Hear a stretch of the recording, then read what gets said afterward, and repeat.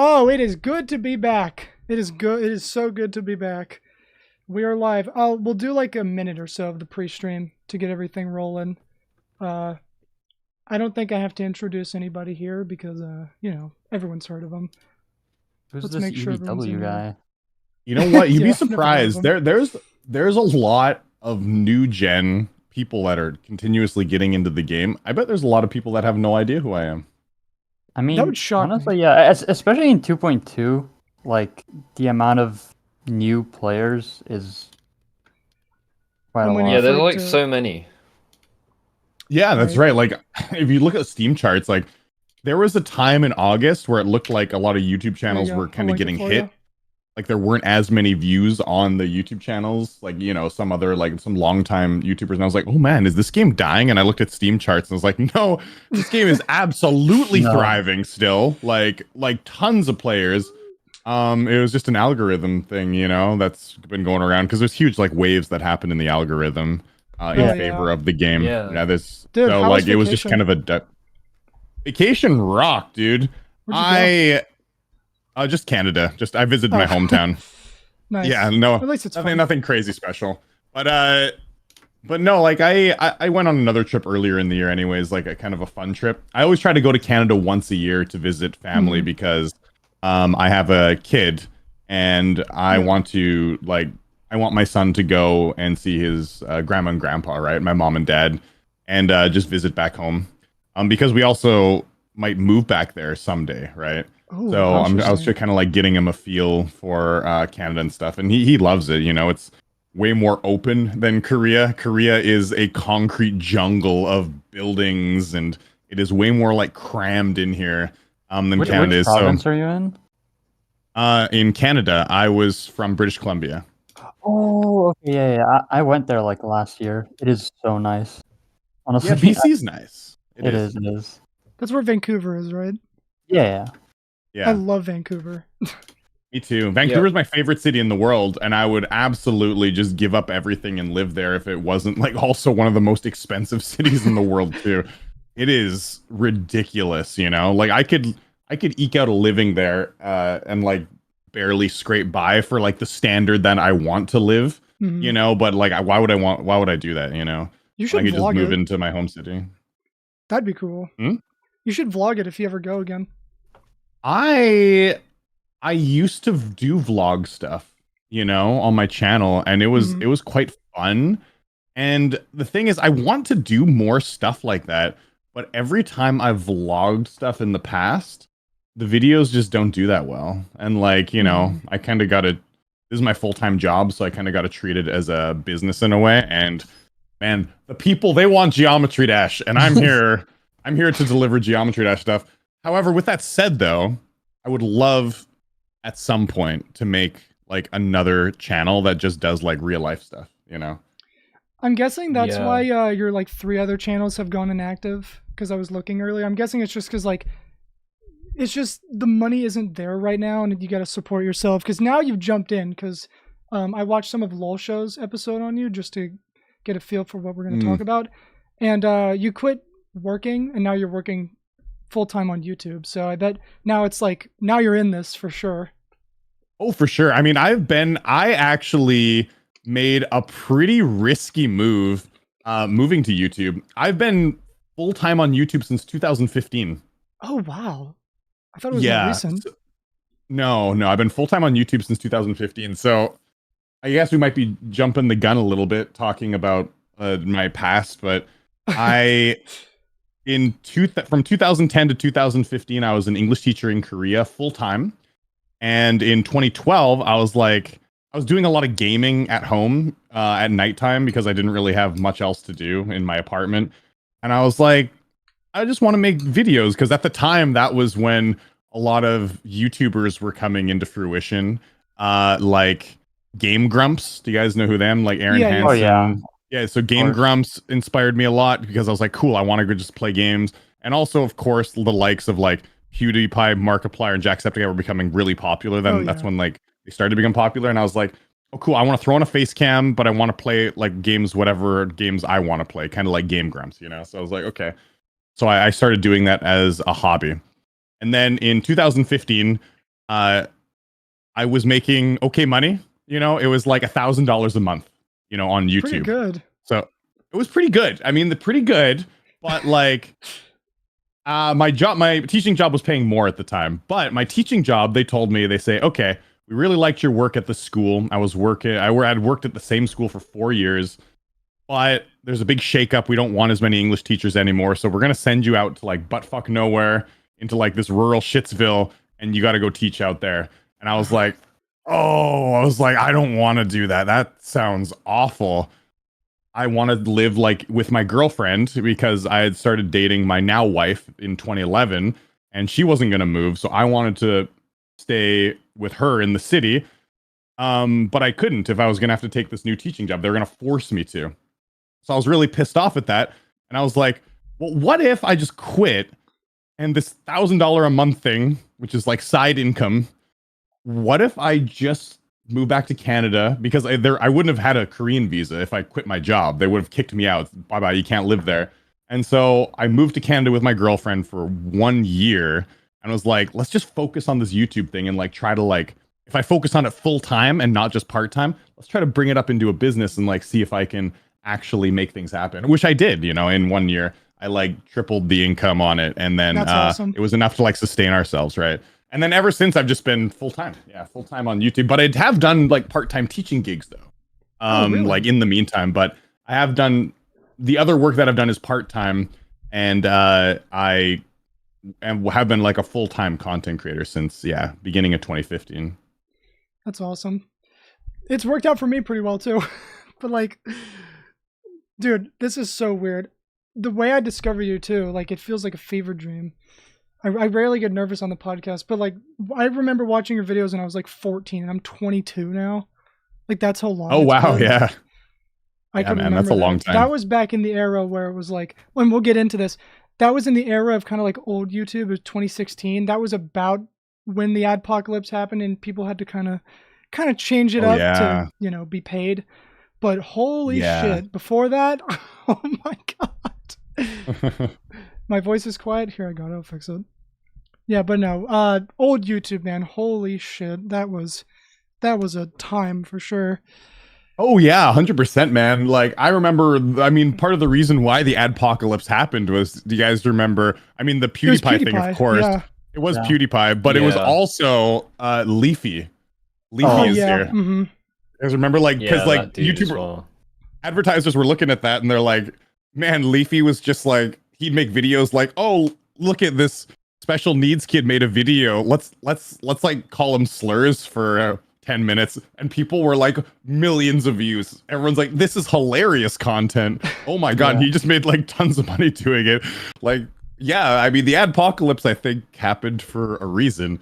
And honestly, in the end, dude, during the adpocalypse, it sucked because, like I said, I started doing full-time YouTube in 2015. And it's right after I started doing full-time YouTube, I was like, yeah, I'm starting to make decent money. It was like, beep, and like the numbers started going down. I was like, YouTube fucking sucks. I was like, this blows. You know what's so it was bad timing, yeah. I think it was one of the most fucked up parts was that I was in middle school when Leafy was at his height. And I remember my friends like loved him.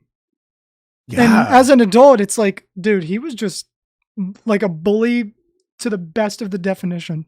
Like that's just what he was. Sure. Like I don't think there was much comedic value to what he did. He just was just like, look at this fucking, you know, like that was pretty much all he was. I will say I was never like super into Leafy, but there was a point in time when I did watch his content occasionally, and it was when he was still doing those like story time videos with just like the CS:GO surfing before he transitioned into like commentary videos on other channels or whatever, right? Because actually when he started doing that, that's around the time I lost interest. But his story time videos were mildly interesting to me at the time. I think they were still pretty good. But yeah, I agree, man. And honestly, I did too, because as a YouTuber, I was trying to like see what was popular and stuff. And I used to watch like some of them, and he hit a point where he was like, oh, when I make fun of people, I get more views. And then like he just went from there, you know? I don't think he really cared about his content. He was totally just after the paycheck, right? And look Yeah. at him now, homeless Yeah. in Seattle, wherever he lives. Is he actually I don't know. homeless? I don't know. I'm kidding, but maybe. No. There was a picture of him on a train. I And doubt that he's was- homeless, but No, he's probably not. Yeah. He's probably fine. He's trying to make an Yeah. honest living. He said he made a ton of money. He was like, he made like millions of dollars, and he's just like, he's just set. Like, he's not gonna live like a, lavish life. I don't know, lavish lifestyle or Yeah. anything, but he's like, I think he's set for life. Like, he can live Yeah, like a middle unless class life for he's the rest of his life from irresponsible. doing nothing. Right? That's got to be so Responsible with his money. depressing, though.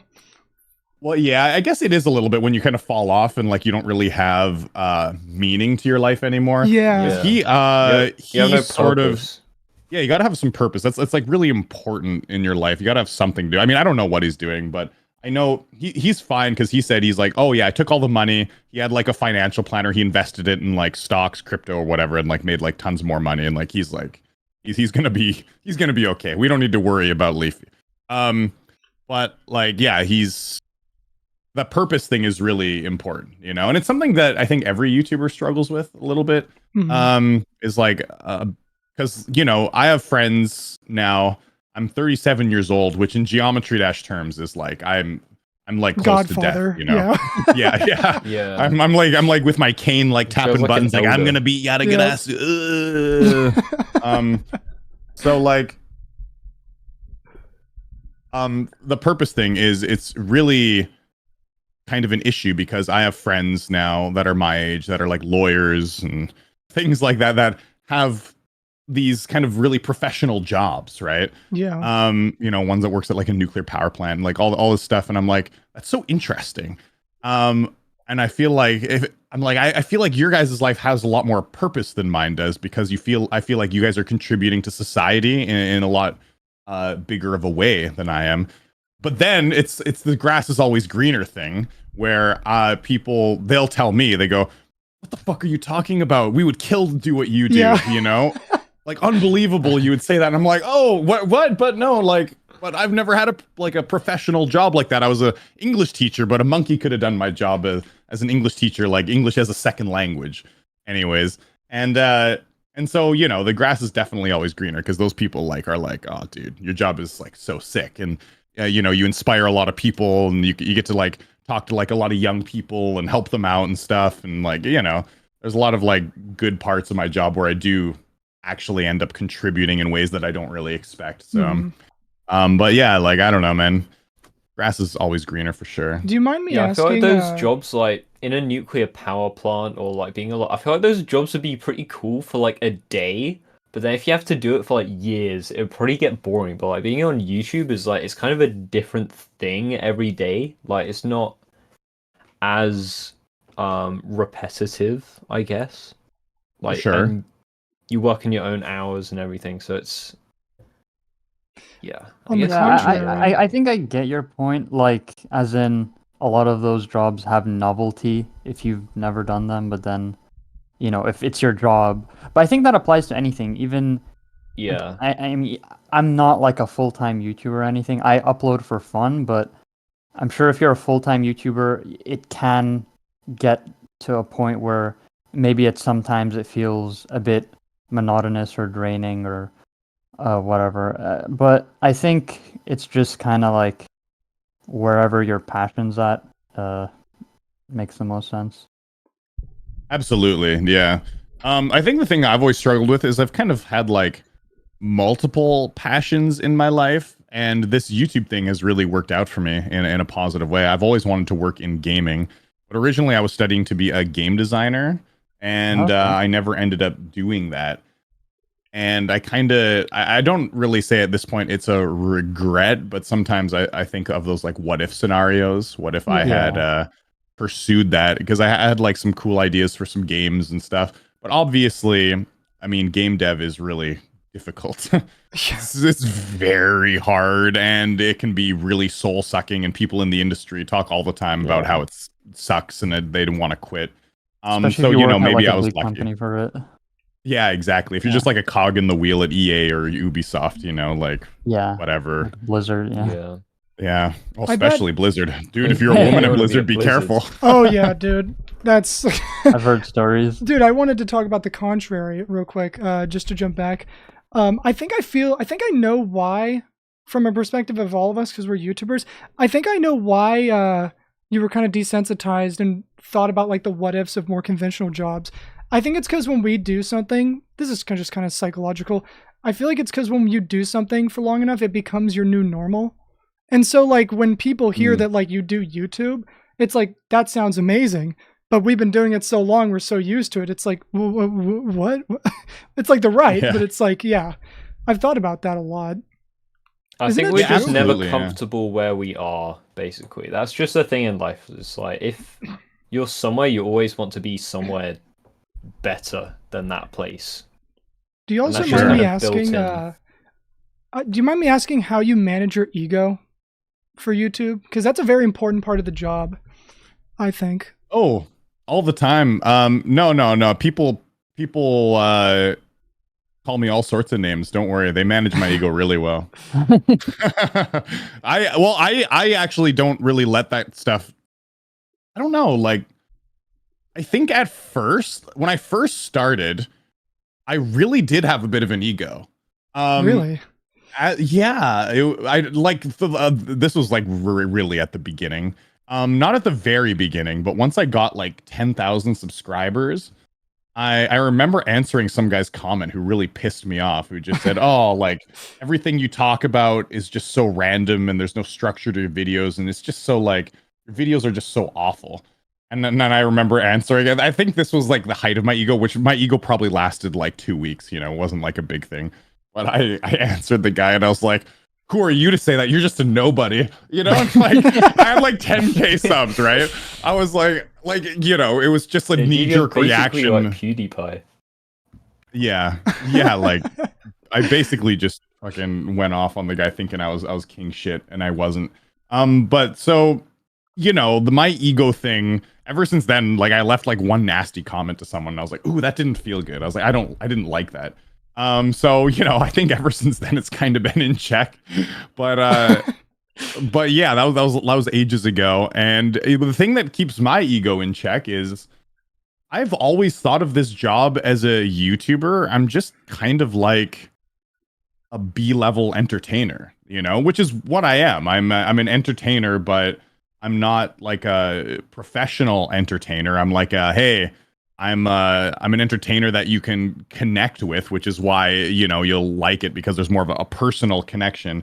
But I'm Yeah. not like some like Hollywood A-list celebrity. So I don't know. I don't know why some YouTubers have egos because I don't think we really should. I guess Yeah. there's some YouTubers that have I like think- absolutely amazing videos. You know, they have their own shows. Like, Yeah. oh, look at Yeah. me, I review sports cars and some like videos are insane. But like as just like a gaming YouTuber, man, I have zero ego. It's like, Yeah. yeah, you're important, but only to the people who are in your niche. And that's like a good thing in Absolutely. itself. But like, it's definitely a niche that you kind of exist in. That like, if you are some random 40-year-old like dad in America, like who, like, some random dude is on like burger YouTube, then they're not gonna know. Burger. I mean, I will say I feel like it's unfair to say you're not a professional entertainer because I think by definition you are an entertainer by profession. It's just, you know, maybe you didn't study in a field related to it, like how actors go to certain schools for it or whatever. But I don't think that diminishes, you know, a YouTuber's value as an entertainer. I think it's still equally as valid as a profession in that sense. I agree with you. Actually, I agree with you 100%. Like, you know, I've had this talk with friends before where I'm like, I don't feel like a professional, like to my other friends who are professionals. And they go, no, you absolutely are. You know, it's just in a different way. But talking about the ego thing is I actually have the opposite where I have what's the opposite of having an ego where I like maybe Like talk down imposter on myself syndrome? sometimes? Being too Yeah. humble, I don't know. There you go. Imposter syndrome is a Imposter pretty good syndrome. example of like, oh, like, do I really deserve this success that I've found on YouTube? You know, Ooh, I yeah. sometimes have thoughts like that instead of actually having an ego, so a bit different. I mean, you know what they say, past 9 p.m., don't think about shit. Oh God! Have you heard that man, before? as a teenager, I haven't heard it, but like hearing it, I'm like, yeah, that makes sense. Just go meditate and read a book until like you go to bed. Yeah, like you know? don't occupy your thoughts. Yep. Like get distracted. No, but yeah, I'm I'm an glad we're on a overthinker, similar man. field. Oh, really? Yeah. So like when I was young, I'm the kind of guy that would be like, when I was a teenager, I'd just be lying in my bed trying to sleep at 1 a.m. and my brain would be like, what happens when you die? And I'm like, oh shit, not again. Not again. Like 3 a.m. I'm like, oh God, why am I thinking about this? 4 a.m. Okay, I gotta go to bed. Come on, Eric, you got school tomorrow. I was like that kind of guy, you know. So Yeah. And then the overthinking has stress always of been a big- having something the next day makes it even harder for you to sleep. Like, if you have like an exam or something, you're like, oh shit, I need to sleep or else I'll be exhausted for the exam. And then Mhm. you're anxious Yeah. because of that, and so it makes it even harder to sleep. Yeah, I Yeah. used to actually plan my schedules around that. So what I would do is I was a big crammer and I knew I was a crammer. So like before an exam in Man. university, what I would do is I would come home from university that day, I would sleep, and then I would wake up at like midnight and I would study until the test. I'd go like from I midnight until like started 3 doing p.m. the exact same thing. I mean, honestly, I wish I thought of it in my first few years of uni, but that's literally what I do now, where right before my exam, I just kind of shift my sleep schedule so that I don't even sleep before it and I go straight to the exam. And then when I get back home, I just crash and fall asleep. Me too. I used to do that and I to very high success as well. I used to Yeah, score yeah, really well in exams and stuff because it's still fresh in your head, right? exactly. Yeah, and it's been helping as well. I knew someone who did Oh, that in high absolutely. school. But like I don't feel like I feel like they were just there because they had to be. You ever know people like that in school or wherever profession? I knew this person in my biology class. They would go home, sleep, wake up at like 3 in the morning, go to school and just repeat the whole process every day for every week for every month. And I was like, how do you live like that in high school? It's like, what the hell? Like, what do you do on the Yeah, weekend? some unbeatable grind. I don't know. That what Yeah. I'm doing. like what? You know what I do No, right I now? was that's the a opposite. bit ridiculous. Never Hmm. wanted to do anything like at school. I don't think I studied in my whole time. Like some of my major exams I didn't have to do because of COVID. So I went into my ones before uni with like no exam experience. So I was like, I'm just gonna cram, and then when it got to the time to cram, I just didn't do anything, and then I just did the exams. But yeah, it still went all right. Yeah, But I mean, if you know your stuff yeah, from some just people like just don't. people retain it, right? Yeah, I kind of just tried to remember it from the lessons, and I was all right at that. But at that time, I was like starting to do YouTube anyway, so I was Hmm. thinking more about that in my spare time rather than like revising maths. Which is honestly kind of a good thing. I would say a lot of like there still are a lot of jobs out there that are technical and stuff, but I'm finding the workplace is shifting a little bit to like self-education and self-learning and all that is what Oh, it yeah. seems anyways. I haven't been in the workforce Yeah. for a long time, but it's like find out what you want to do and then just like teach yourself the skills. Some jobs obviously you can't, like if you want to be a doctor. Some guys like, well, actually, I just taught myself how to do surgery in my mom's basement. I'd be like, get away from me! No, you can't do it. But like, you know, so some jobs you can't, but a lot of jobs like businesses and online business and all that, it's like it's all just like Yeah. teach yourself at home and do it. So I mean, as long as I feel like it's mostly just as long as you can dedicate yourself to a certain level, like you'll be able to find something. You don't need the kind of Mhm. formal education like you used to. There's no excuse Yeah. anymore. Literally. Yeah, I've been Mhm. doing that with photography a lot. Like the past few years, I've been doing it so much. I made a second channel for it like really recently, and I've been like way more on GD. I've just been doing that so much, like all the time, and to be able to do that as a job would be like the best thing ever. But you do have to like grind a lot, and Hmm. it's hard to find stuff. But if you get like your foot in the door, it can do really well. So I'm looking to try and for do sure. that in the future. That's like an Man, actual photography thing. that rocks, dude. Like honestly, that's so cool. There's a lot of different kinds of YouTube channels also that are a whole lot more successful. For example, like a photography YouTube channel. I know there was some business photography YouTube channel that I was watching where the guy he like made his own filters, and so he'd be like, "Hey, look, I made like a filter pack that you can download, and it just costs like $5 or whatever," and like you get that very Lightroom successful. presets, Yeah, so you can have like a very highly successful, because you can actually, if you're a professional at photography, you can actually have a product that you sell to people that's actually good, right? Whereas like gaming, you better have numbers, because a lot of your money will come from ad revenue. When your RPM's like 40 pence. Yes. You gotta have the numbers. Like if you don't have the numbers, then you're screwed. But other channels like finance channels where they're like, hey, I'm going to talk about stocks and stuff, which actually finance channels make the most money on YouTube.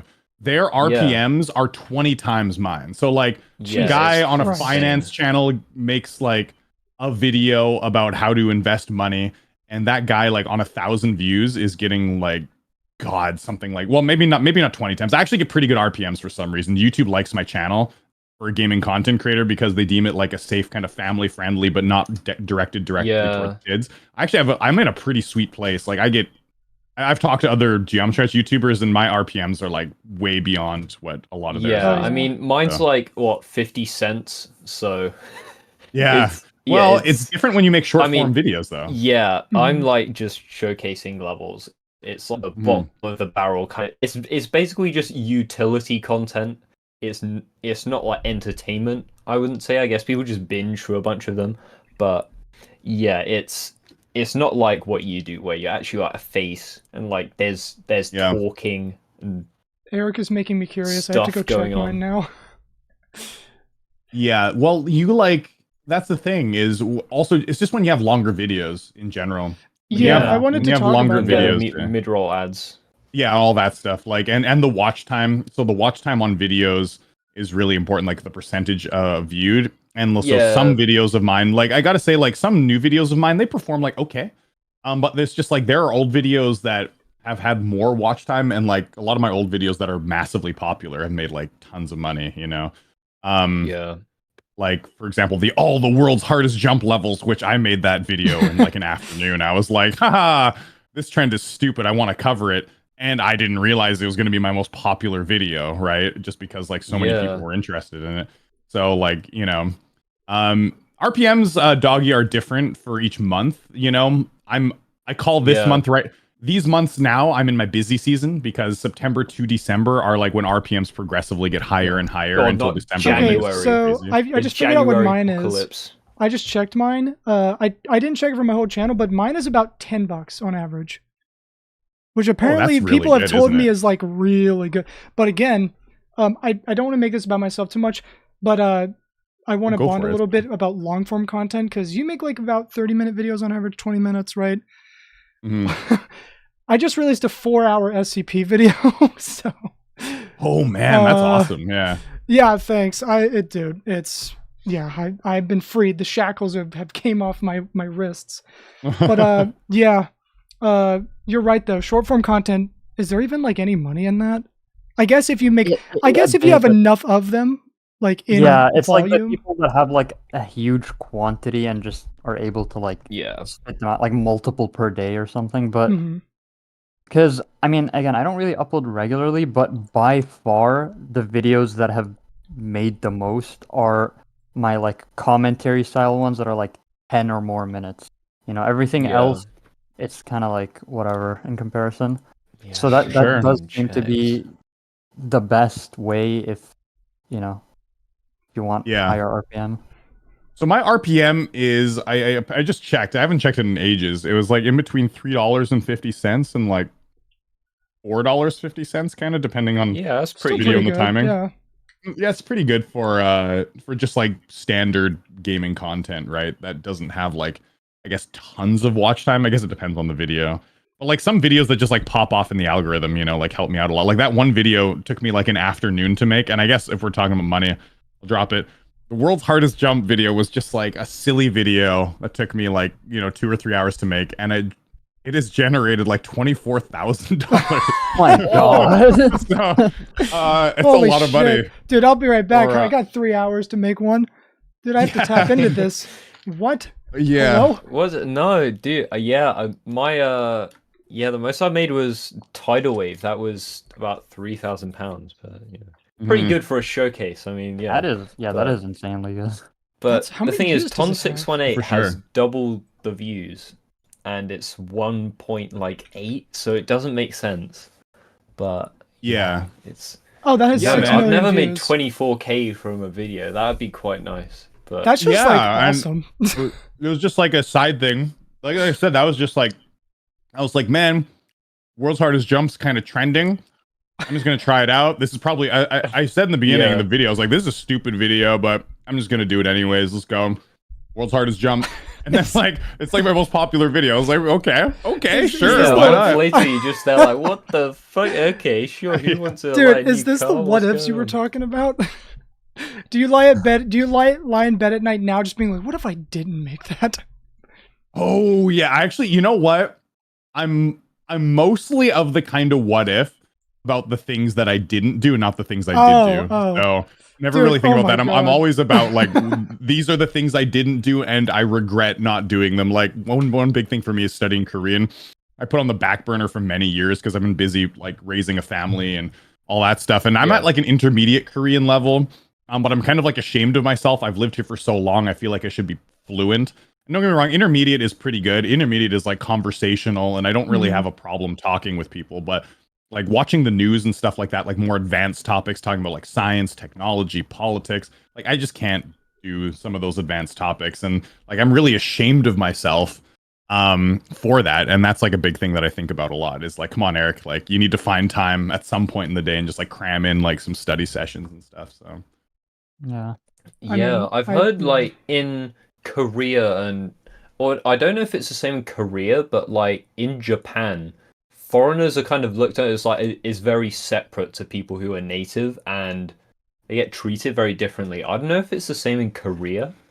oh yeah, I mean I'll never be in here. Like I'm an outsider through and through. Like it's not like in America you can go to America as any race really, and if you speak well enough English, like people wouldn't know if you're American or not, right? But in Korea, like Yeah. even if my Korean is perfect, I'm still very clearly a non-Korean, and I'm not in. And don't get me wrong, it makes sense. I'll still be respected, right? But you'll never be like in that circle of like, oh yeah, we have this camaraderie because you come from here, you know, like that'll never be a thing, right? But in America, you can find in Western countries, you can find that camaraderie, regardless. There's a lot of Yeah. things that Koreans go through too, you know, like The culture is very different. it is like, I mean, the men are like forced into the military. They have to go for like a year Yeah, and I've 9 seen months or something now. And so like, if you're like hanging out with a bunch of Korean men, you'll never have that kind of camaraderie. Like, oh yeah, Yeah. had to go to the military, bro. Yeah, life's hard, right? Oh, remember the times when we did this and this in the military? Like, even if your Korean's perfect, you're never gonna be in that because you never Yeah, had to do it's it. Yeah, kinda it's like like a I was rite of making world's passage. hardest jump.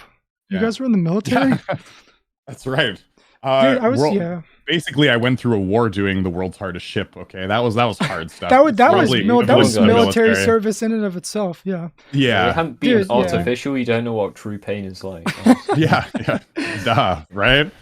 Come on, Dude, guys, get with the but- program. This Yeah, is I've like seen the such dude good from, like- timing. Go ahead. The dude from like BTS who like had to go to the military. I found it so funny. Like they do some BTS just have to go and like serve in the military as well. Actually, you get put in the group with like the main dude. Yeah, that's right. Well, they get when they say they go to the military though, those guys, because they're super popular, they get like special jobs.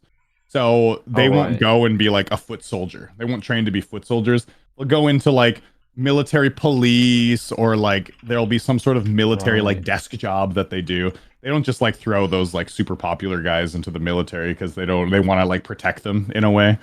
So Yeah. they have much easier Yeah. time. They do still have to do their military service, but they do get like easier, more relaxed jobs. Oh right. Dude, I had a friend who recently went to Korea a couple weeks ago, and he loved it. He came back. He was texting us like on the flight back home, and he was like, "I hate America. I hate it so much." And he was like, "Yeah, that it just I don't know." Well, there's he was conveniences. just like, Yeah, Sure. yeah. I'll tell you that much. He came back. He came back to where he lived, and he was like, "Dude, this place is a shithole, man." And Yeah. he just couldn't stop complimenting it. He was like, "The food was good. The culture is so much better. They feel more connected with each other." And he wants to go Well, back. From what he saw, I'm just speaking for him. No, for sure, I get it because that Yeah. that is. I mean, when I first came here too, man, I was like, oh, this is like heaven on earth. Like this place is amazing. And then it's weird. Okay, so there's 3 phases that usually a foreigner will go through moving somewhere. And luckily, I moved through these phases like really fast. So it was like within my first year. There's the phase of coming here and being like, "Oh my god, everything is wonderful and amazing. It's so different. This is the best thing in the world. Like I Yeah. love this." Or just like And the then- infatuation. Yeah, Yeah. absolute infatuation, and like nothing could be wrong with this. And I made such a right decision. What a life-changing, mind-blowing experience. Which, to be fair, it was. People look at me like, dude, your life looks awesome. Like you're such a strong person for doing that. I'm like, dude, I came here and I was freaking out. I was like, what the fuck did I just do? I was like, I applied to go be an English teacher in Korea. I got to go stand in front of a class with a bunch of students. I am terrified. It was like so scary. Because they will just throw you in front of a class and be like, okay, now go teach. Right. And you're like, I've never been a teacher. A lot of these people that come over here, like, have never been teachers before. Right. It was terrifying. But anyways, so I was infatuated. I was like, this is great. You know, me and my friends, I worked with 4 other foreign teachers at like this English language school. Like it was a government job. And normally government jobs, you go and work as a teacher at an actual school. But we worked at this new English center that opened where kids come for like a 1 week long camp. And we get kids that stay there for 1 week at a time. And it's the same. It was monotonous. It was the same weekly program every week for like a year. So we were teaching basically the same program every week. And like, trust like me, when it Groundhog comes Day. to, yeah, exactly. And when it came to like, it's, you know, the 30th time, I was like, okay, kiddies, let's do song and dance time. My soul was like gone. I was like, I had a smiling face, but I was like, this is awful. Dying I inside. feel like I'm gonna die. But the first year there, I hung out with all these foreigners, and we met some Korean people. I had a Korean girlfriend, my first girlfriend in Korea, and like, you know, we were partying and learning all these like Korean drinking games and eating all sorts of like amazing food, and just every weekend trying something new, hiking a mountain somewhere, you know, traveling. Oh, It was great fun, you know, absolute Yeah. infatuation with my current situation. But then like during that infatuation phase, like things start happening and you start seeing the cracks of society, and you're like, oh man, like a lot of red tape at the school and a lot of people.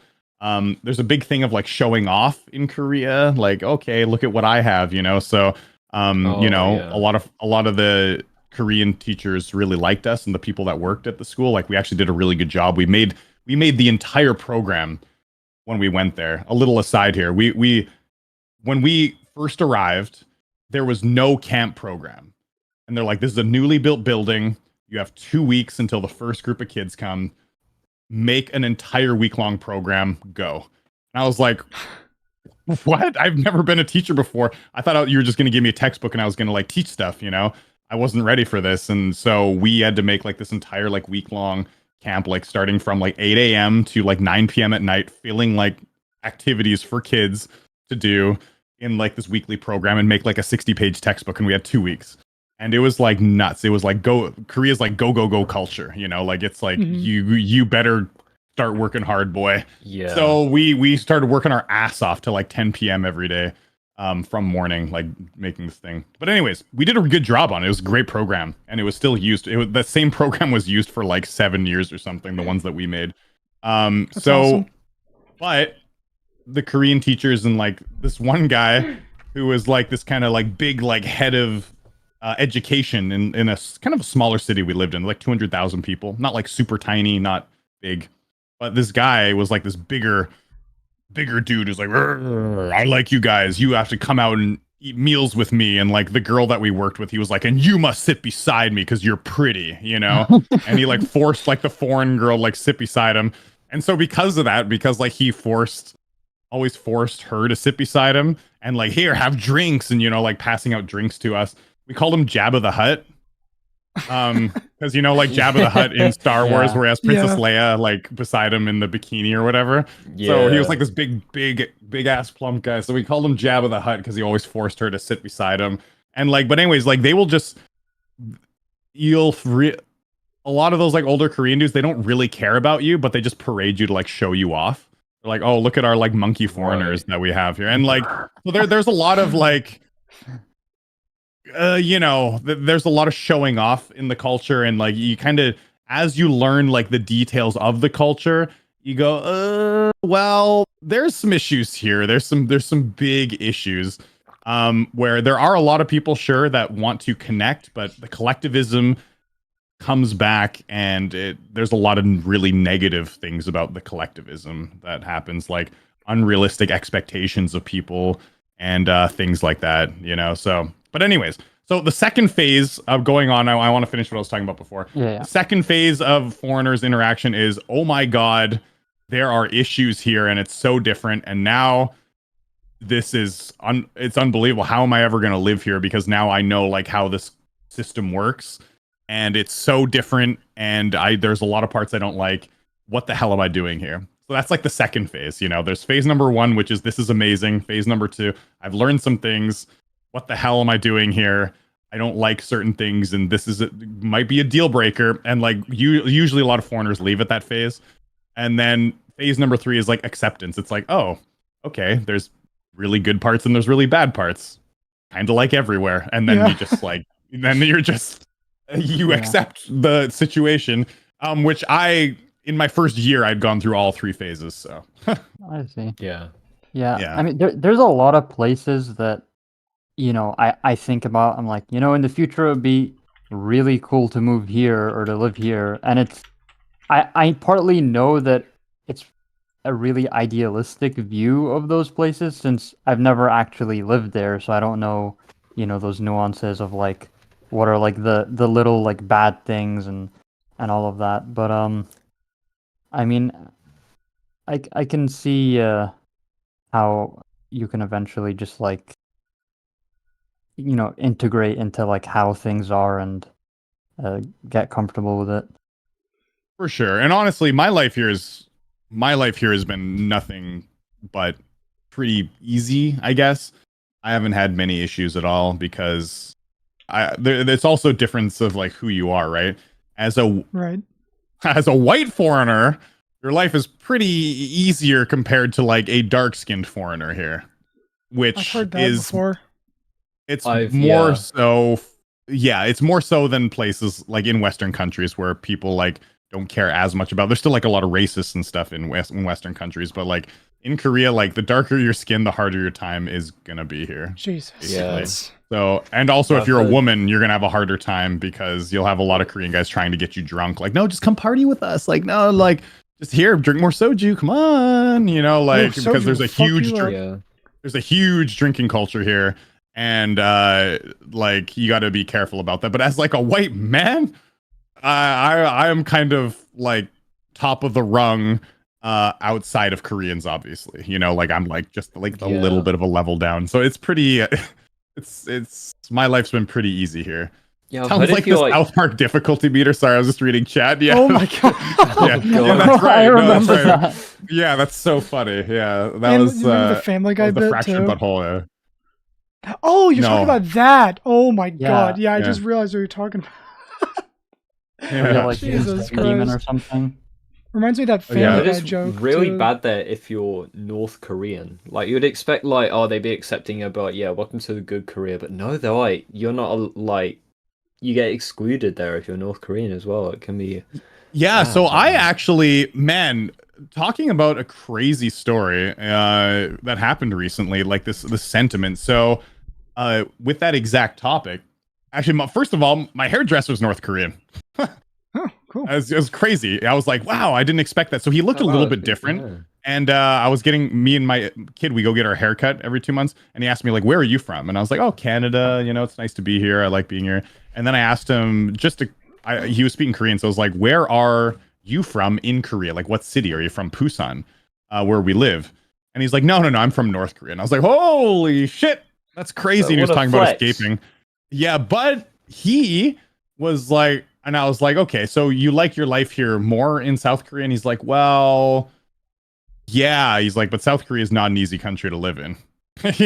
He actually, like, you know, obviously he's happy he escaped North Korea. Yeah. He has like some freedom, but it's hard for a lot of people to get by. The gap between rich and poor is widening a lot in Korea, as is in a lot of places in the world.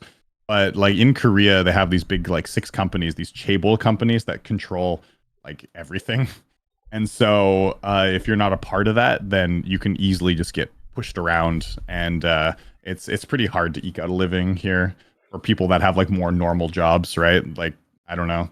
He says he has a pretty tough time. But anyways, that isn't one of the stories I wanted to talk about. So the story I want to talk about is you're right. Like some sentiment towards North Korean people can be pretty rough, because what people want is when they see like someone that's in North Korea, they want to see them kind of under them, right?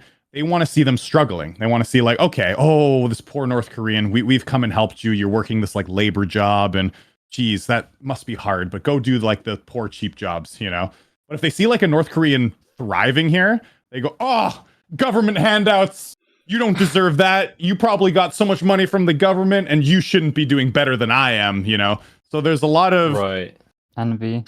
Korea is it's weird because, like, you know, when you think East Asia, you think collectivism, people really care for each other. And it is true to a certain extent, people will care more, but it's more like they're really forced to. But it is a very highly capitalistic country, and people just will compare themselves to others, like way more than back home. Like Korea is the #1 country for spending on luxury goods that they can't afford. You know, you go to like outlet malls that have just the most ostentatious stuff ever.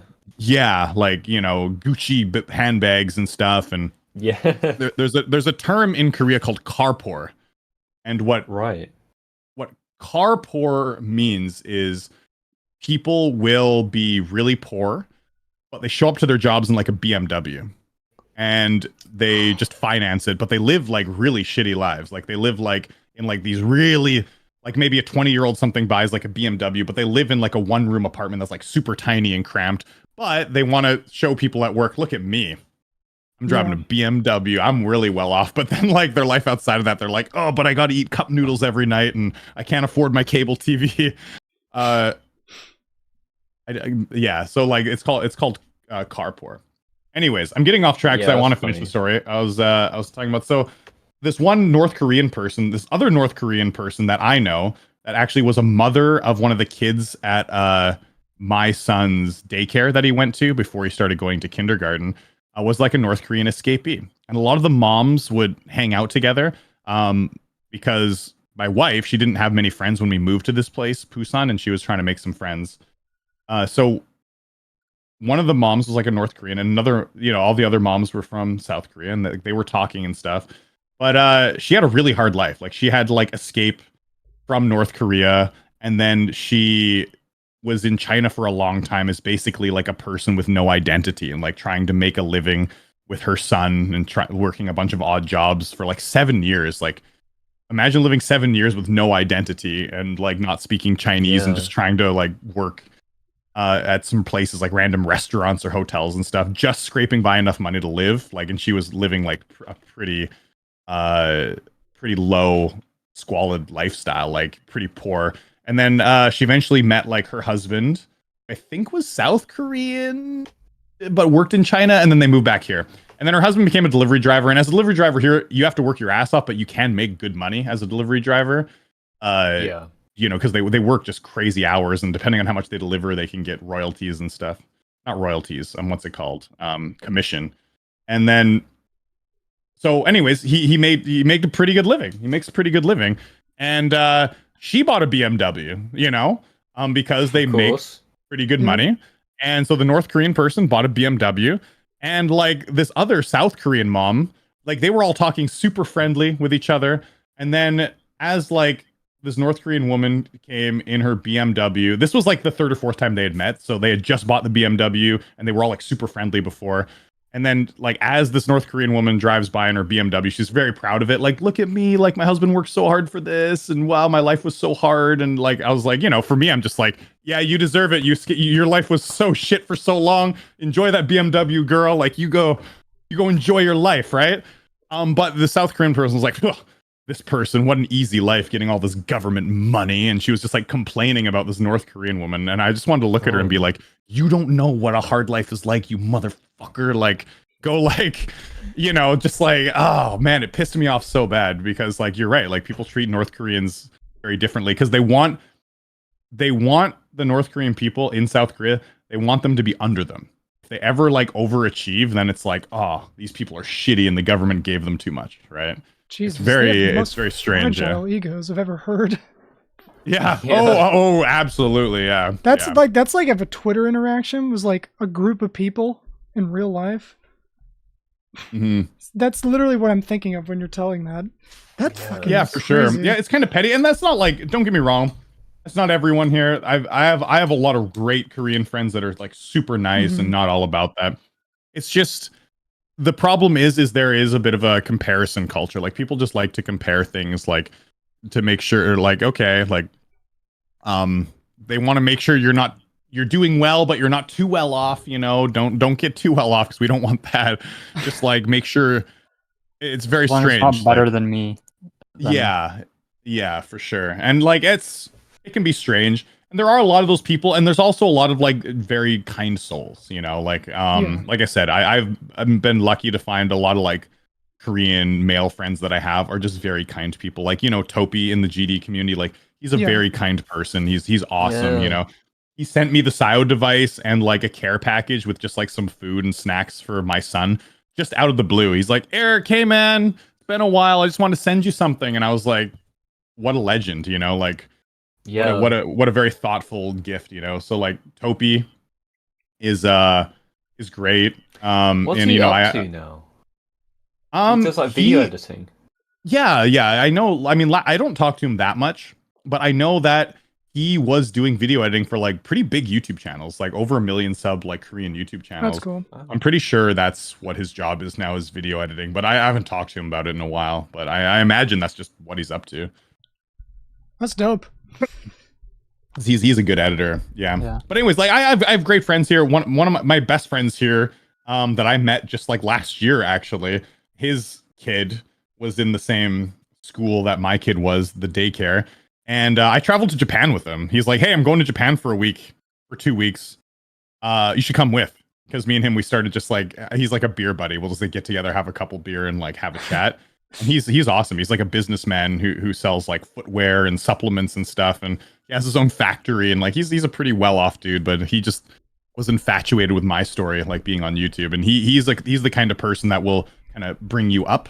He's like, he wants to be like, no, how can your life be better? And like, let's work on that together. Like, I'll help you, what do you need? Like finances in Korea. Oh, I'll help you with that, and like, he's amazing, like there's a lot of amazing people in Korea, but I find like when it comes to sort of like corporate work style and, parents and stuff, there can be like a lot of comparisons. So it's, yeah. I mean, the story you just told, that's why you live right there.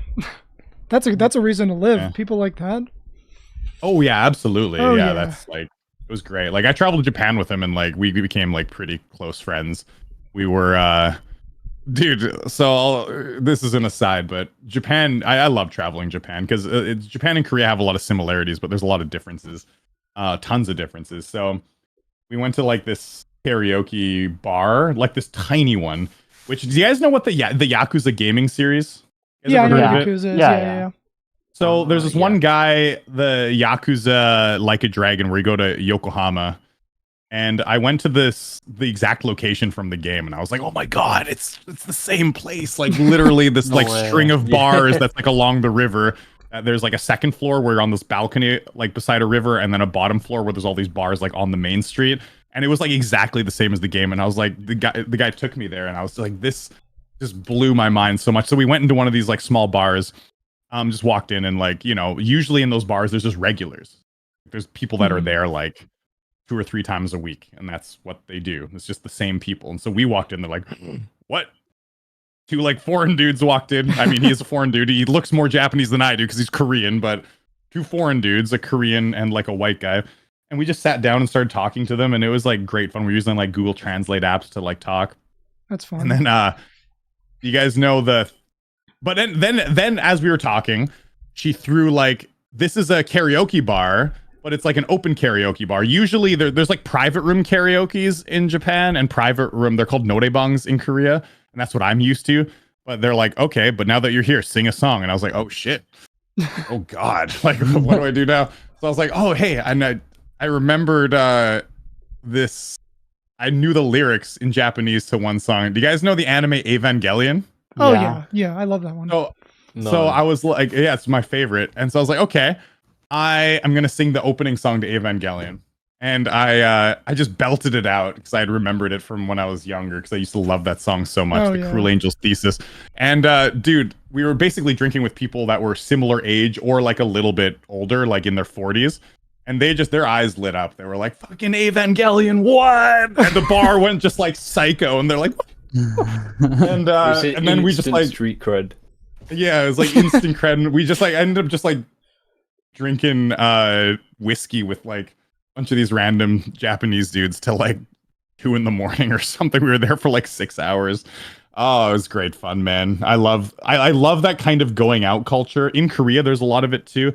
But in Korea, a big difference between Korea and Japan is in Korea, there's a lot of really great nightlife and restaurants to go to, but you need to go like with a group of people. You know, you need to have like a group of people that you go with to drink. Like, okay, I have like, I'm with at least one other person, and then you can go and have fun. In Japan, you can just walk up to any random place just all by yourself, and you can have a great night. Because a lot of those people that are at this bar like just came alone. And they just wanted to come find people to like talk with and like drink and stuff. It's completely different. And I love that kind of culture in Japan, where you can just like go have a great time by yourself, just like stroll up to any kind of nightlife, and like people will absolutely talk to you. It's pretty cool. In Korea, you can't. It's a little harder to do that, but there's a lot of nightlife here. You just need a group of friends. That's good to know. Yeah, I'm going to Japan in like a month, because I've decided I'm going to go on like a little getaway. Can I come? Well, not a little getaway. Going on one for years, but like, no, Japan. I'm really looking forward to it. It looks so much different to the UK, and the UK is kind of like, I wouldn't say it's shit, but it's not the best country ever, and it's kind of grey and boring. And then there's Japan, and it looks awesome. So yeah, Japan is beautiful, dude. It's cool, man. And honestly, I nerd out hard in Japan. Oh no, you go on. Yeah, I wasn't gonna say. Don't they have like you know how there's weebs in the West that are like, holy shit, location Japan? Aren't there like Texas bars in Japan and stuff like that too? Where like if they figure out you're American, they like make you dance and put on a cowboy hat and stuff. I've seen that before. Well, Texas bars. I swear I'm not making that up. Dude, I would absolutely do it. I think they do sensationalize Western culture to an extent. But like what parts? Like just Texas, Wild West, Western films. Cowboy stuff, yeah. I'm sure like Japan has a lot of weird bars, like a lot of weird sort of eccentric places. I'm sure that's like, I'm sure there's a bar that you go to that's called like Texas Bar, and they're like, we will put cowboy stuff on you if you're Japanese or American. And someone just took a video and was like, look at what they made me do, you know, just like sensationalizing it on a TV. Yeah, like I'm sure there's stuff like that, you know, because like I said, there's a lot of weird places, but most places are just like normal and chill. But I bet the cherry blossoms are gorgeous. Oh, they are, yeah. Oh, dude, I Korea has a lot of cherry blossoms too, because Japan brought them over like a long time ago when they kind of ruled over Korea for a long time. So the like one mountain path this mountain street that goes up like behind my home, it's just like cherry blossoms on each side, and it's just like amazing. Like it's we had one in our front yard at my original house where I grew up, but when we sold the house, the people cut it down. Like why would you cut down a why would you do that? Like what? Yeah, they just hate. That's such a rare sight. And then they built a garden in the front lawn. So whatever, do what you want, but not what I would have done. Yeah, oh, dude, weird. You know what I want to ask you about as well? Because back to Korea for a second. Are there any Korean foods that we're missing out on over here in the West? There's got to be like at least 100, right? Like, do any Well, stand out that are like yeah. fantastic? I mean, yeah. So like, well, here's the deal: is my adult life experience. This is gonna sound really weird to say. From when I was 23 years old till now, I've only lived like 1.5 of those years in Canada. So my entire adult life has mostly been in Korea. So with that said, I don't know what Korean food is actually available to you guys. Like, what are you guys eating over there that's Korean? I think we have like barbecues and stuff like that, like Korean Kimchi barbecues. roll. Yeah. Okay, I don't well, really know. Bangs.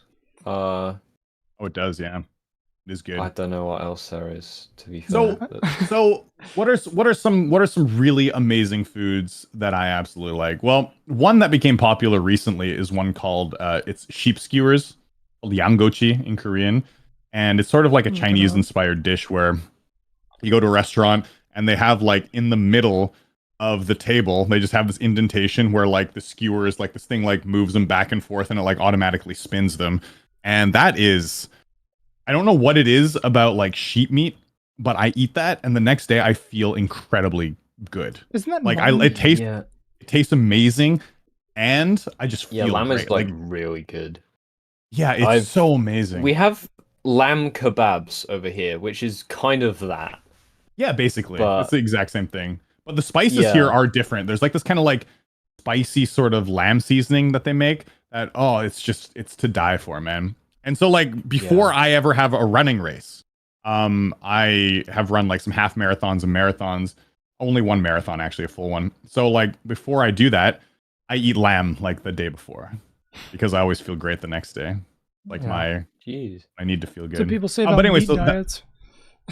Just makes you I feel guess great. carnivore diet and all that stuff. Yeah. I do have other stuff. I have noodles and stuff with it too. I mean, it's not like pure meat. So like that is really good. I like this. The nice thing about Korea is there's a lot of like soups that are really good. Like a lot of like super like meaty soups with lots of protein in it. So one is like this kind of chicken and ginseng soup called samgyetang. And that one is one of my favorites too. That's another one that I could just eat like every day if I wanted to. I never heard of that. They just put on like this, it's like a smaller chicken, like smaller ones that they have. They just throw the whole thing into like the soup and you eat like this bowl of like this small chicken and you got to pick out some of the bones and stuff, which is a little annoying. But then it has like ginseng in there and this kind of fruit called like, it's called jujube, jujube, which is something I've never really heard. And when I translate into English, it's like jujube. It's like dechu is the Korean name for it. Anyways, it's really flavorful. It's really yummy. And there are like various others, you know, there's all sorts of like seafoods and stuff if that's your thing. Oh yeah. Yeah. Like there's all sorts of like crazy like big you get like just a shellfish platter and like you're like boiling it in the middle and like you know all different kinds of shellfish and stuff. Yeah, and they like do seafood a lot more so than we do over here, I think, because the people over there were just like, you can go into a store and you can just buy like an octopus arm and you can just eat it. Because I went to a Japanese like place in London and they had a whole row of just like, you could just buy this random seafood you'd never seen before. Yeah, And absolutely, just man. eating it like straight up, like they were sitting down eating this like octopus tentacle. I was like, well, bro, I'm just here for some like too good to go bag or whatever. I'm not a huge fan of octopus myself, but yeah, there's people that love it, man. And dude, I live in Busan, which is like a port city. It's the second largest city in Korea. Wow. And it's known for like this huge seafood market, and there's a seafood market here that just extends for multiple blocks. It is huge, nice. like, huge open air market. And I don't go there; it's on the other side of the city, but it's unbelievable. You'll see so many like sea creatures. You're like, that exists. That's weird looking, you know. It's like this stuff that looks like a dong just like sitting there. You're like, what is that thing that looks like a big dong? Like some like what's it called in English? I forget what it's called in English. It's not a sea urchin. It's like I forget. It looks exactly like a dong though, but I forget the name of it. You talking about razor clams? Sea cucumber. Sea cucumber, that's it. Yeah, I think it's a sea cucumber. I'm How thinking do of they razor even know clams. it's the same thing? Like, can you just mix up and be like, yeah, this is that? What do you mean? But is it Yeah, a I sea cucumber? I'm looking at pictures of sea cucumbers now. Yeah, I guess there's like different kinds. If we I look don't up like a know. Korean one. Don't worry, in I feel 100 like there's years so from much now. Oh stuff. yeah, okay, I found it. 6 weird Korean foods you never knew existed. Let's see I'll what put the it on English screen is. if you send it. Spoonworms. There we go. Oh, what? Spoonworms. Is That this gonna sounds get like it, something is I this would gonna never get it eat. demonetized if I show it? No, it's not. It's not that much like it. But here, I'll just. This Yeah, is yeah. like. I'll just type it. I'll put it out to you, Blue. There it is. Let's Or I see. guess I could have put it on the Dasher podcast thing. Yeah. There Oh, it is. you weren't kidding. Yeah, it's the the hell? color and everything. looks like- Dude, yeah. Oh my. Oh. Looks like That's someone like- like filled up a condom with water or something like that. Yeah, that's right. Yeah, so it's kind of like, first time I saw that, I was like, people eat that? I was like, ugh, that looks like so gross. I was like, man, I would just have a burger over here. Like, don't bother me. Yeah. That Well, the must be seafood a- here, like, the thing is, if you like meat, Korea is like, there's so many good, just straight up meat restaurants. Shabu shabu is good, where like you put like meat in a hot pot and like you kind of wrap it in vegetables is amazing. Oh yeah. Because a lot of places are just unlimited meat. You get to stay there for like an hour and a half and just as much as you can eat, and there's a little buffet. So shabu shabu is really good. I don't got to mention how good Korean barbecue is, and there's all sorts of different types of meat that you can get with Korean barbecue. You can get like bulgogi, which is beef with like beef sauce, like all like those are cooked, so like good. kind of like thin beef, and that's amazing. There's like samgyeopsal, which is like the 3-layered meat with like it's like a really like fatty meat. I'm not a big fan of it because it's too greasy for me. It's too greasy for even me as a white guy that likes greasy food. And then there's thinner cuts called like moksal, which I really like, which is like more meaty and stuff. And then the way you eat it is you have like a sesame leaf and you barbecue it. And I really like Korean restaurants because you take care of things together. Like if someone's drink is low, like you make sure to fill it, or like if someone will do the cooking and another person will like get other things ready. So it's kind of cool. You work together. And then so you barbecue it and then you cut it up into pieces using cooking scissors, by the way, which are very convenient. And everyone always laughs when they're like, what do you use to cut meat with? I'm like, scissors. They're like, haha, use a knife, scissors bro. are I'm like, OP. they're so convenient. Like you can literally hold it with like tongs and you just like cut it. You're like snip, snip, snip, snip, snip. And you just have like a bunch of cuts of meat immediately. Like no cutting with a stupid knife. It's so much less required. dangerous as well. Oh, absolutely. Yeah. So like, anyways, you cut it up and then you barbecue it and you wrap it up and you can mix other vegetables in there, usually like slice like green onion or onion, and put like a little piece of garlic in. And then it's delicious, man. My wife and my kid it's a Korean holiday now. It's Chuseok, which is like a big 3-day long holiday. And they went to visit their family, like in Cheongju, where I used to live. And I was like, well, I got work to do because I had gone to Canada for 3 weeks. I'm trying to catch up on a lot of stuff. So I was like, I can't go with you guys. So I'm here all by myself, which is kind of amazing after you've, taken care of a family for a long time. When you get alone time, you're like, oh my God, all by myself. This feels so weird. So I'm living the dream. So yesterday I cooked like my own Korean barbecue in the living room and I was watching Netflix and it was just, it was bliss, man. It was great. That sounds fun. Yeah, no, Oh. Korean barbecue's a big thing over here as well. Like in the town near where I live, there's this new Korean barbecue place that opened up, but I don't know if it's the same because it's basically just like fried chicken with like a really spicy glaze on it, and they give it to you with like chips. So Yeah. it's That's Korean Does that chicken, happen? man. yeah, okay. Korean chicken is very popular and it's hit or miss.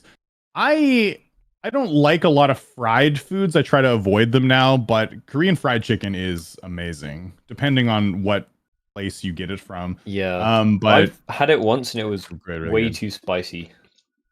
It is, yeah. Korean spice it's a little different. It's because they use like this Korean sort of pepper powder that's used with Korean peppers. Right. And it's very strange because I find there's different kinds of spices where even if you look at like the Scoville unit or however spicy something is, it won't be as spicy as something with a lower Scoville unit if it's like a different kind of spice that you're not used Yeah, to. have a different hit. So yeah, it's very different. So like jalapenos for me like was never a problem. Like jalapenos I can just eat raw, Yeah, like no those big aren't deal. bad. Like easy. But the thing is, Korean palette is very different. The Korean peppers here are like just this different kind of spice. Like on a Scoville scale, they're not as spicy as jalapenos. Holy shit, if you bit a whole Korean pepper, you'd feel like you're dying. Like it is it's so different and so weird how much it hits, right? Because I've eaten a ghost pepper before, and I mean it was definitely spicy. But I remember eating bird's eye chili, right? Which and the Scoville should be way less spicy. But I think it might be to do with the flavor or something. But when I ate it, it felt so much worse. I think it's also because with the ghost pepper, it's more of like a gradual increase rather than like a sudden spike. But I think it's like the fact that it didn't have like it had a really bitter flavor.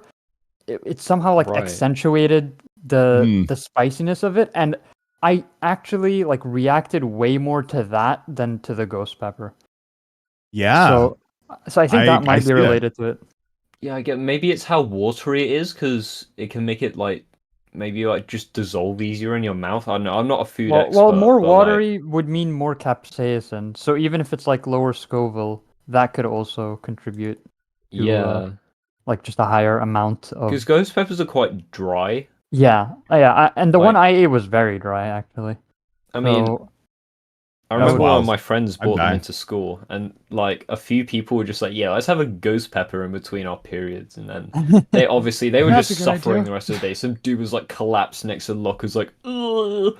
And I just had a flake, and I was like, "Well, that's actually enough for me." So, am I the only one that's like Am I the only one here that's like a spice pussy? Like I had pretty hot pad thai last night, and I was going numb. Like it was good. It was not spicy enough to where like I couldn't enjoy it, but my mouth was going numb after a while. Yeah, you had to build up a tolerance. I think you do. You can get a tolerance. For it. So if you don't eat spicy food a lot, and then you have something that's like kind of spicy, it'll feel a lot worse. For sure.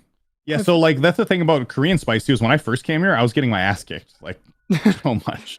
I couldn't handle it, and like I have anything that was red here, even just like the kimchi.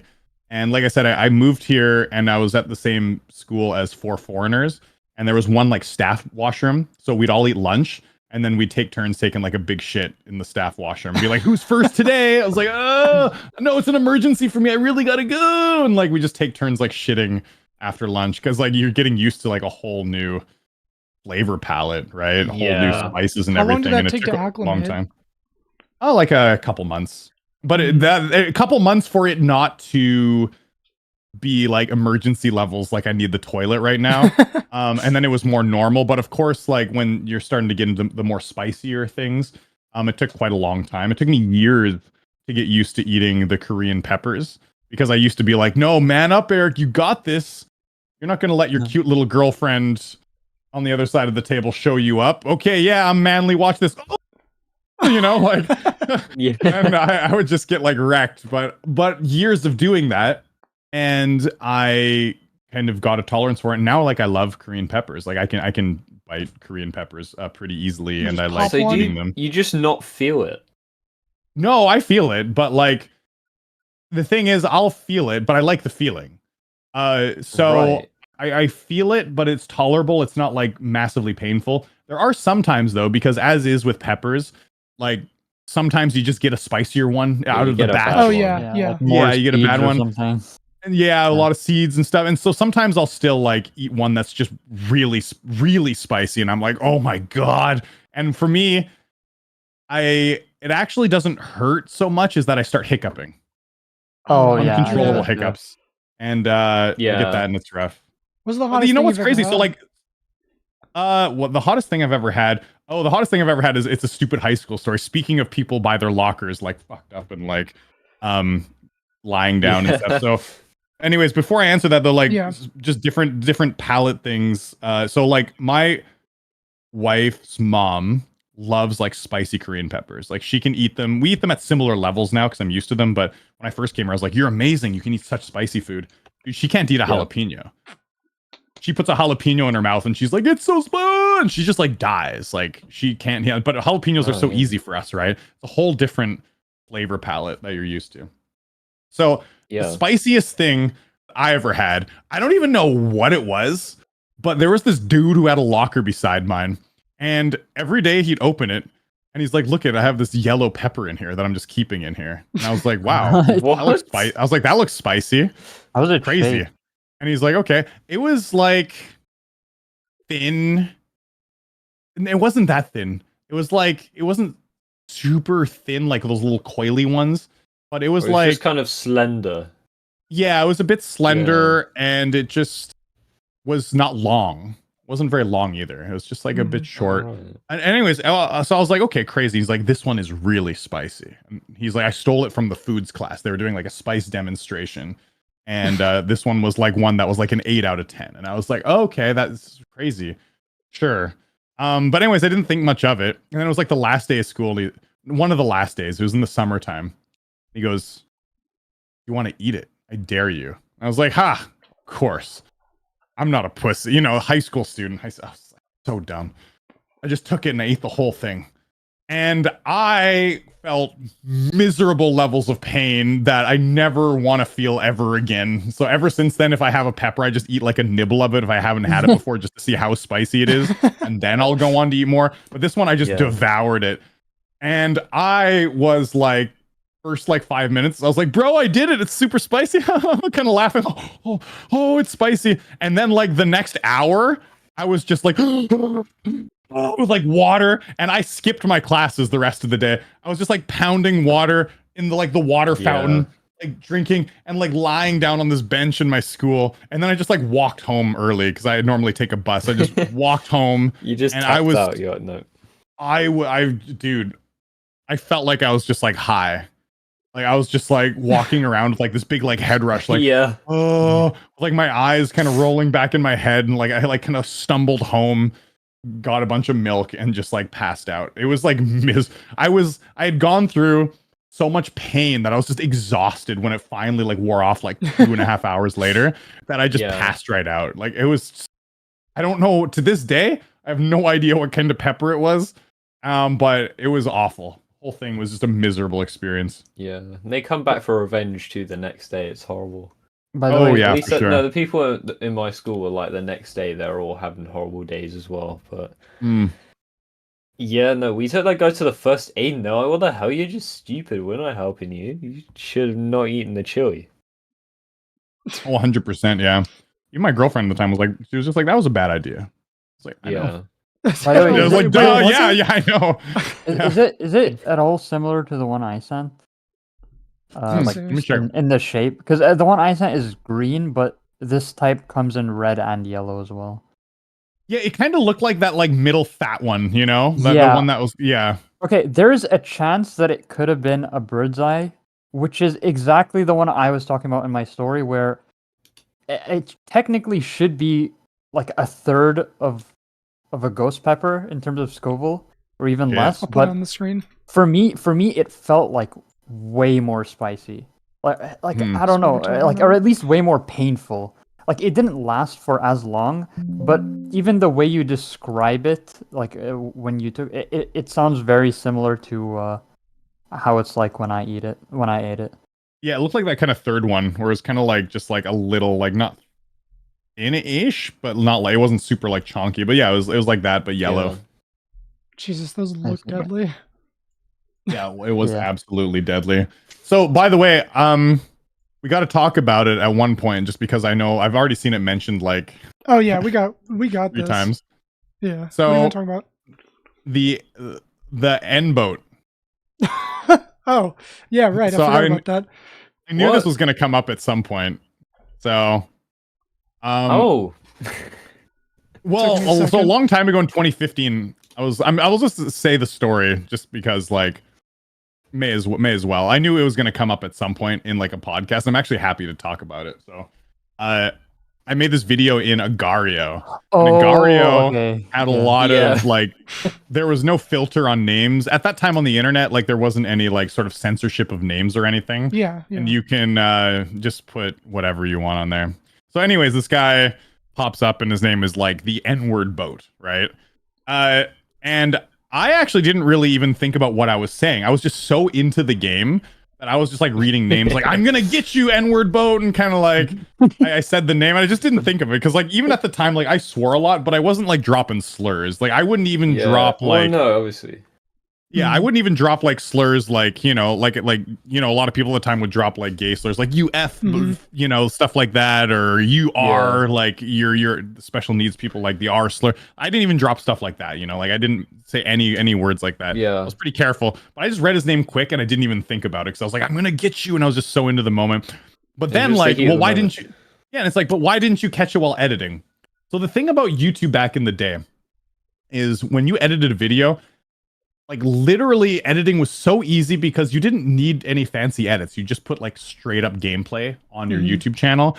So my edits when I used to edit videos is I would just look like where was I talking and where was I not talking. Yeah, literally. And then I would just put all the parts that I was talking in there, and I wouldn't even listen to what I was talking about. I just see the sound waves and I go, oh, this is a chunk where I was talking a lot. This is a chunk where I was talking a lot. And I just put them together. So I didn't even like watch the thing. And I just uploaded it. And I just didn't even know that was a thing that existed on my channel until it started like floating around on Twitter, what, a year or two ago? And then I was like, oh my God, this this is gonna be forever immortalized now. Did no one comment about it when you dropped the video? No. I guess nobody cared back then, I guess. No one cared, yeah. I mean, like, I remember it was a small era. video. So yeah. Another thing about that, when that happened and you were like, oh shit, did you think about like, have I done this on other videos? Oh God.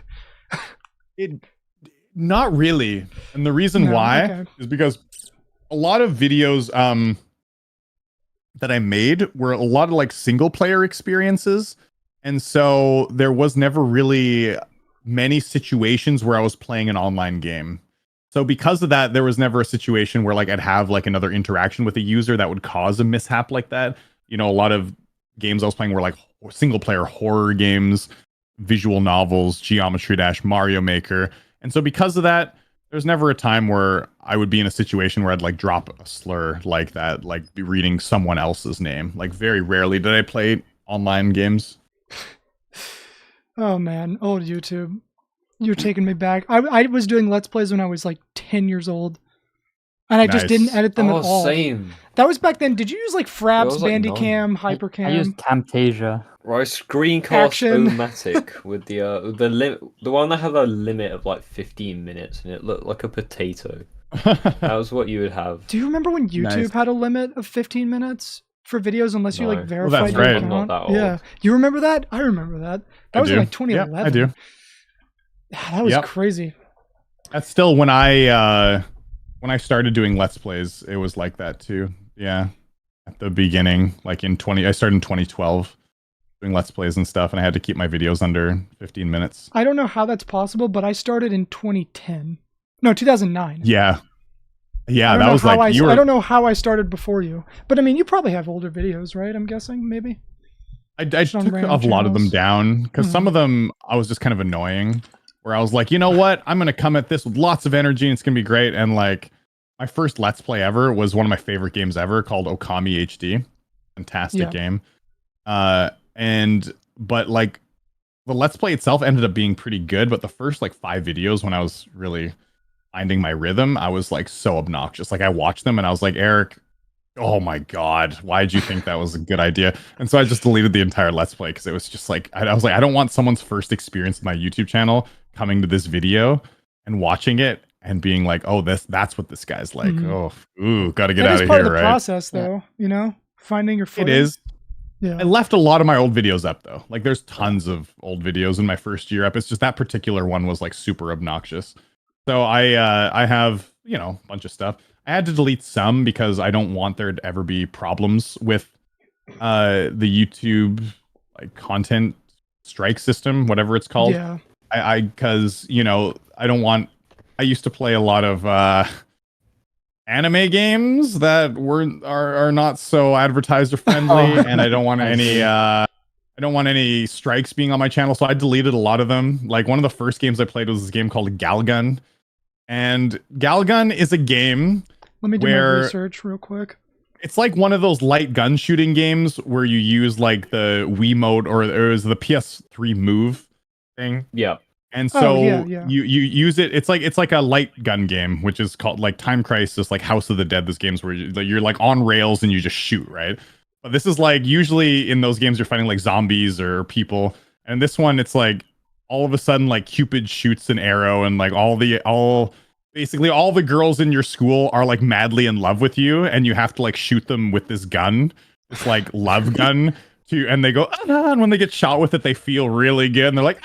And they fall over, and I was like, I thought it was hilarious, so I played it. But I was like, I cannot keep that on my YouTube channel. No.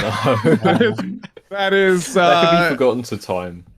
Yeah, but it was a hilarious game because it doesn't take itself seriously, and it is like it's pretty funny. But I was like, at one point you gotta save a girl from a tentacle monster. You know, like it was kind of yeah. Pretty expected from Japanese games. Because their culture is quite accepting. It was funny, but I couldn't keep it on the YouTube channel. So it stuff like that is gone, clearly, which is, good because my channel's like pretty clean now, but also bad in the way that I also still think the game was hilarious and like it's too bad because some other content creators have that game up, like even like Game Grumps and stuff. They played it, and it was like such a funny video that they made, and my video was pretty good too. I was dancing like a magic schoolgirl at the beginning. And good times, but clearly YouTube's a different place, and like anything that could possibly threaten my livelihood kind of has to go. So stuff like Honey Pop and stuff like that kind of had to go off the channel, deleted them. It's funny that you mentioned that because on one of my old channels before I went to this one, and that's actually like, I made this channel for GD, but I had an older channel where I uploaded whatever, vlogs, Call of Duty, whatever. I was a COD kid. And recently I've been getting strikes for really old videos. Fun fact. So you're smart. I got a video. I got 2 taken down, which is scary. And that video has a lot of documented personal history on it, just because, like, it would, like, I value it like any normal person would. And one of them got taken down for, I think it was like violence, and it was me unboxing a butterfly knife trainer that happened to be a real butterfly knife. That was one. The other one. This was in 2016 when I made it. It was when like the MLG meme was funny and the TTS voice was funny. I made a video called like Dank Rhymes, and I think it said like FAG a couple times, and that got taken out for hate speech. And it's like, okay, yeah, wow. It's like, damn. I mean, that's interesting that it like for the first one, it's just a butterfly knife and it's violence. Like you didn't stab. And the videos were private like, too. Yeah. Oh yeah, that's even like, weirder. What?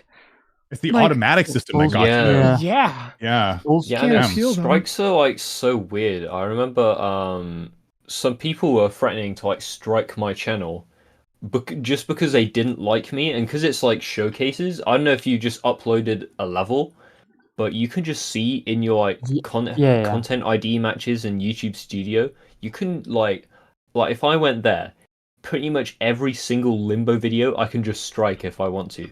Yeah. And so some people basically just didn't like me because I called someone out.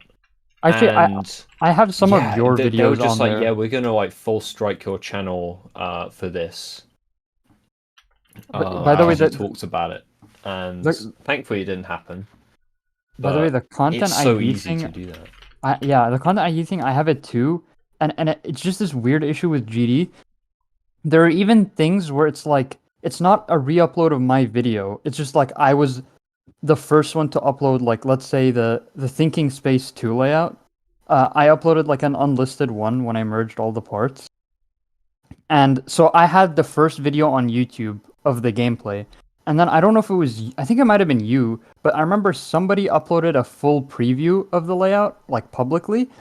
And it gave me an option to like copyright strike the video, even though it was a completely different showcase, just because it was like, it detected the level and it thought that it was the same footage, or like that it was like a really close match. So you can act like with GD, there's a lot of cases where you're able to falsely strike other people's content if they've, like, let's say, beaten the same level or something, if you were the first to upload it. Yeah, that sucks, man, because I'm lucky that I use like face cam and stuff. Because of that, I don't really have to worry too much Oh, yeah. because Yeah. there's Yeah. nothing like that is. Yeah, Even you if don't I have the have risk a of level just- that's completed, like I do like change of scene or something that's like massively popular, it doesn't matter just because my face cam's in the corner and no one can like content ID it.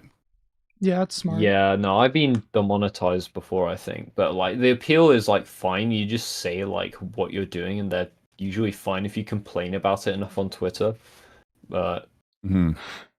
yeah, it's like Limbo. I just uploaded like a Limbo preview so MyCap could see it, and ever since then I've just had Limbo. Also, It's it just- was your video. I just looked it up.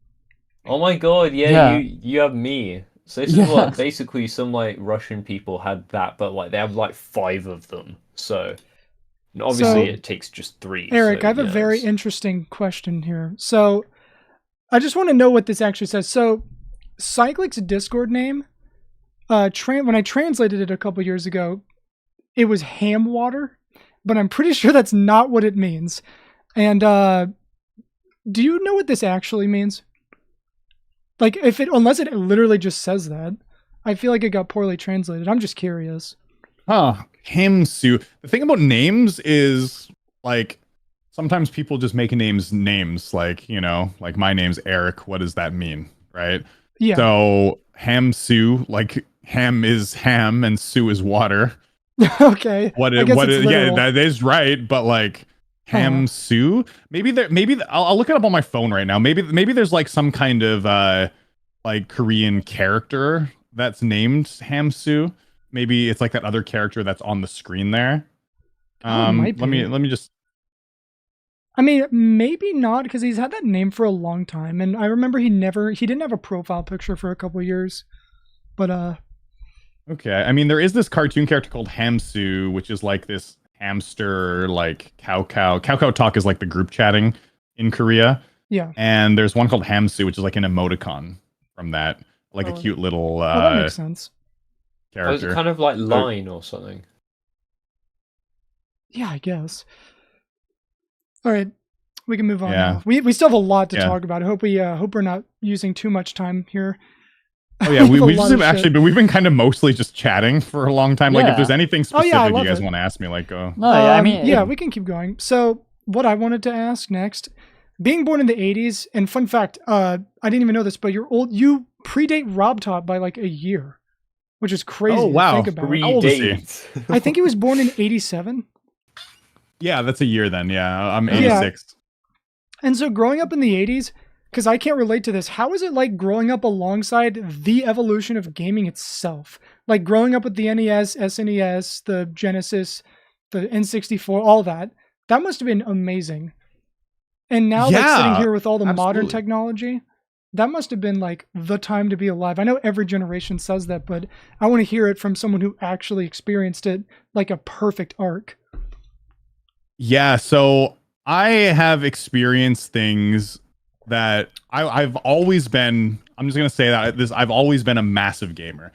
For as long as I can remember, I've had like a controller in my hand. Like one of my first memories is me playing Contra, which is a very Yeah. difficult game on the Nintendo, just at like my great grandma's house. I was just like, my brother's obviously like, he sucks. Why is he allowed to play? And I'm just running and dying. But like, it's one of my first memories, in my life. It's just me with a Nintendo controller in my hand. So gaming has always been like a massive part of my life. And I've always been like fairly good at games. So gaming for me has evolved over time. And the biggest thing I would say is like seeing gaming go from 2D to 3D was insane. Like that was probably even bigger than seeing gaming go from like SD to HD, was like seeing like actual 3D games. Like I remember the first time playing Mario 64 was Oh, yeah. mind-blowing. Just mind-blowing. Because there were a couple 3D games on the Super Nintendo, but they weren't kind of like free roam games. Like, the Weren't they, original like, Star Fox isometric? was. Yeah, sort of. There was isometric ones. Like Even on the Earthbound? Nintendo, there were isometric ones. But that isn't Earthbound's not really 3D though. That's like Yeah. 2D. No, I mean, like It's it like has, isometric you know what I 2D. mean, right? Yeah, I know what you're talking Yeah. about. But like full on like 3D, like polygonal, like 3D. models and things. Like it was done actually. The original Star Fox game on Super Nintendo looked like 3D, just with like really big polygons. Yeah, But it was pretty mind blowing when that came out. The first Star Fox. So gaming has always been like. I guess I'm gonna talk a lot about. Oh, go for it. That's podcast. Gaming has always been really big in my life, and I was a kid on the block who like people would come to my home to find out what the endings of games would look like. So I was like one of the only kids that could beat like, Sonic the Hedgehog 2 and get all the Chaos Emeralds, and beat Mario 3, Mario 1, Contra, Zelda, like a bunch of games that people just wanted to see what the endings were, and I knew how to do them. So people would come over and like watch me like. It's funny that people used to do the exact same thing that I'm doing on YouTube now, which is watch me play games. But people used to like come over to watch me play games on Nintendo back in the day. Like, let's go watch Eric beat like Mario 3. Let's see him like get to the ending because we can't do it. So gaming was always like big for me, and because of that, I kind of liked that. I kind of just liked being like good at something, and so I played a lot of games. And in the Nintendo era, I was still really young. It wasn't until like the very end of the Nintendo era when I was like 6 years old, 7 years old that I was getting like pretty good at games. Because before I wasn't, I was just, I don't know. My memory is really splotchy here and there with my really young days. But I remember playing a lot of Nintendo, and my favorite was always a Mega Man. Mega Man was so much fun, like being able to pick which level you want to do and then going into it, like having the choice. Even just like, even back in the day, usually games were very linear, like go level 1 to level 2 to level 3 to level 4. Playing a game like Mega Man where it's like you get to choose the order of the bosses you're going to beat, mind-blowing. This is crazy. So there were like little steps in gaming that happened along the way. And the Super Nintendo, it was a big step. Super Nintendo, like the graphics became like very like just a whole lot clearer, whole lot more pixels on the screen. And it was in the Super Nintendo day that I was like super into gaming still, and people used to come over to watch me beat gaming. But it's then when I got into RPG gaming, and a lot of people don't know this, but I am like a huge JRPG gamer. Like I love my Japanese RPGs a lot, and so at the end of the Super Nintendo era, I was getting into games like Chrono Trigger and Final Fantasy. And I will say this, playing Chrono Trigger for the first time right when it came out, right when it was like the pinnacle of graphics, was insane. Because Chrono Trigger is an amazing game. I don't know if any of you guys have played it. Yeah, even to this day. I've finished it recently. I played it like a year ago, actually. Like, I've known about it for ages, but about a year ago, I was like, you know what? I want to give it a try, and I really enjoyed it. Yeah, it's a great game. It's a very timeless game where like there are some older JRPGs that haven't aged as well. Some like Secret of Mana, where like you attack and then you have to wait to attack again until this meter goes up to 100%. It's very like kind of odd gaming choices. Still a great game, but like, man, Chrono Trigger when it was. So imagine playing Chrono Trigger for the first time when like that was like the pinnacle of graphics, It was like it was just so peak, Like I was literally as a kid, I made like a fake wooden sword and I was running around doing like the Chrono Trigger abilities, doing like the cyclone, like the spinning around and pretending I was like Frog with the Masamune, It's like, ah, look at me, and like, oh dude, I absolutely love that game. It was so cool. So it's funny, RPG games, playing them like Final Fantasy, Chrono Trigger. I played Final Fantasy 2 and 3, which is 4 and 6 now. Also fantastic games. And other RPGs like Secret of Mana, Illusion of Gaia is like a sick game. There's all sorts of JRPGs I was playing, but because of that, because they were all text-based and there wasn't any voice acting then, you had to read everything, right? And there were a lot of like statistics in the game. Using like pretty complicated words like, dexterity, strength, vigor, and for like a young child, like that's like, it's fairly advanced in reading stories and stuff. So that gaming actually put me for my education at like a reading level and a math level that was beyond like what my other classmates were. So like when it came to like math and just stories and all that stuff, like I was kind of like ahead of everyone. I was just bored in class, and my teachers, they liked me, but I was also so bored in classes that I was just talking with my friends the whole time, and like I got kicked out of the class a lot. And so in some years my desk was actually like outside the classroom in the hallway because I was just so bored in school. But I would bring, back in the day before the internet was popular, what you'd buy is you could buy a strategy guide, which would help you with games and stuff. So I remember sitting, especially for Final Fantasy VII, I had this big strategy guide, and I was like strategizing how to beat the optional bosses, Emerald and Ruby weapon. And I would just sit outside, like I'd get kicked out of class, and I'd sit out there, and I would just be reading through like my strategy guide as like normal class was going on. I was like, yeah, I'm planning out how to kill like these big bosses and stuff. And my teacher didn't care much that I was out there because like I was a straight A student, but you know, like on report cards, how they have your letter grade, but then the attitude. My attitude was all like needs improvement. It was all like unsatisfactory. But I was straight A, right? So my teacher still liked me, but I was like, they were like, we don't like you in the middle of class. So yeah, I guess they don't want you holding back the people who weren't grinding the Final Fantasy. That needed it. Yeah, exactly. And it's weird like saying that, but like, man, like I loved RPG games, and they helped teach me a lot, right? Because it was all like fully text, right? It brought me up because it's funny how your brain can help you learn something when you really have like a reason, like a profound reason that you want to learn that thing, right? So like for me, it was gaming and stuff, and I was super into it, and I wanted to know these advanced words. I wanted to know what these characters were talking about, and so I like studied them or asked my parents, like, what does that mean? What does that mean, right? But like in class, there lacks a reason. It's like just learn it because we're telling you to learn it, right? Yeah, I feel like when you feel like you have a purpose to learning something, or if you're just passionate about something and you're just figuring out how to go through it, you just learn stuff like automatically. You just remember it because like you want to know it. Yeah, that's right. So like RPG gaming helps me with that.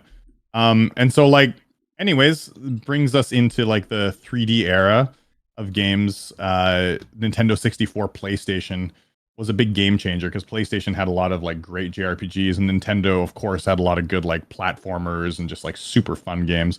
But gaming on Nintendo back in the day was, a lot of people look at Nintendo games now, like on the Nintendo Switch, and they go, man, kid friendly, pretty easy games. Just you can pick up and play and have fun, and it's great times, you know? It's just fun for the whole family. Nintendo games back in the day, holy shit! Yeah. Like you'd better learn these Goomba placements, because if you don't, you're fucked. Game over. Go back to the beginning of the game, bitch. It's like, oh no, like the gaming used to be like, in general, there was no like easy modes, and the games weren't long, but the whole point of like buying an expensive game for Nintendo and Super Nintendo anyways was you're going to spend a long time on the game because you need to master the game to be able to beat it. So there's going to be a lot of game overs, there's going to be a lot of going back to the beginning, and that's where the game time comes in. Even though if you were to just run through the game, it would take like 20 minutes if you knew what you were doing, right? Yeah, even like non-platformers like Earthbound and stuff were really brutal if you were a kid back then, compared to like modern RPGs and stuff, which, I mean, you can even see in the Pokemon games, I guess, where like the older ones, I wouldn't say the older Pokemon games were really hard, but like as a kid, I didn't even know what Pokemon was. I had like a Game Boy Advance and it came with a Pokemon game, and I remember like the struggle of getting through the game and how long it took me and how I was like stuck on certain points. And obviously at the time it took a while, but in hindsight I missed that feeling of like being challenged and then having to like overcome it. And when you play more modern games, it's like you breeze through it and you miss that feeling you used to have when you were a kid, where you would struggle and then eventually you'd figure it out. So Sure. that is something I definitely appreciated about the older games, which, maybe they could be more frustrating at times, but it kind of paid off at the end.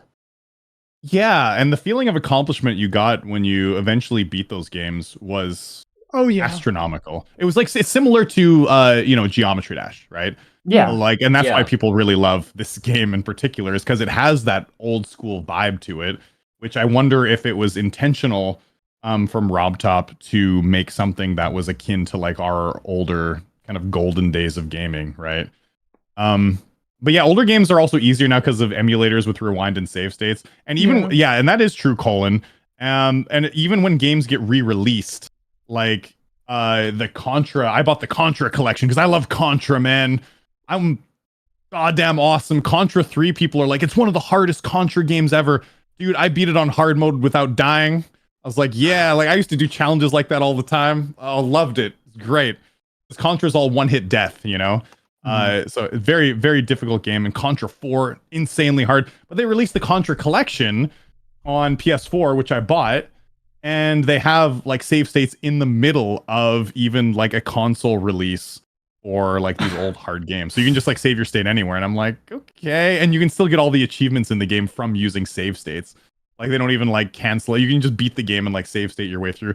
So even with that, like, yeah, gaming is definitely more accessible, but I understand why they do it. Because it's not just like, I miss the days where you had to be challenged to get through the game because my ego, I felt more special when people were like, ooh, you're so good, Eric. But like it wasn't just that. I actually felt like for me it was mostly just personal accomplishment. Yeah. The challenge. But now that there's easier routes to do it, it's good for gaming because there are a lot of people that aren't as capable and they can still enjoy those games. So like I get that, it's more accessible to like a wider audience. More people will get enjoyment out of it. But I do sort of miss having those experiences where like there was no easy way to do it because it made me personally feel more accomplished. But I can still do that anyways. Like I can still just beat it without using the save emulators. But there was something more sort of risky feeling when there just wasn't a way to do it, because like now in the back of my mind, like I'll be near the end of a game, like I could just save state this if I really wanted to, like it's there. It's a different experience. Like then I feel like it's also because nowadays there's a lot more like narrative driven games. So, they don't like, especially it's like if playing a movie. But especially if you're having a game where a lot of the focus is on, let's say like a plot or a narrative that people find interesting, you don't want it to be super inaccessible, right? Like you want people to play through it and digest the story and everything. So I do agree that having like multiple different difficulties is definitely a good thing. But yeah, Sure. I just missed the feeling of, the game itself, even in its base state, being like a really big challenge to overcome. Yeah, and I miss that too. And one thing that Nintendo doesn't really do well are difficulties. Yeah. Like, where's the hard mode? Why don't just release like a super challenging hard mode on Mario Mario game? So like when I go through it. Yeah, that's right.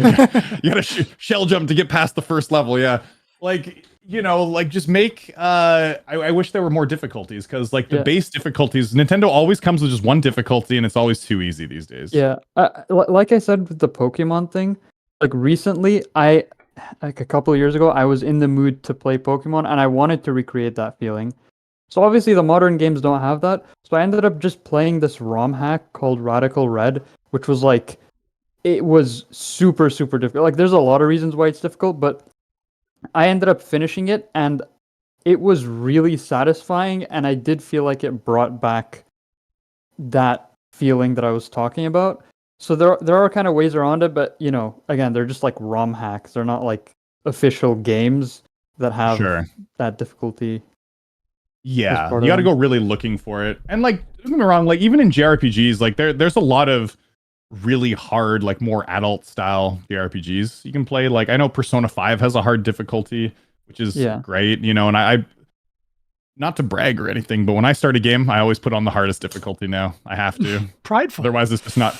Otherwise, it's not interesting. You know, like Shin Megami Tensei 5 is like a notoriously difficult game, and I love it. And I played it on hard mode, and yeah. Do you know what game I think kind of? No, but it's like it's a good thing that the game has evolved. I feel like Minecraft is so fucking easy now. I feel like, I swear, maybe it's just because I was younger when we were playing it in our generation.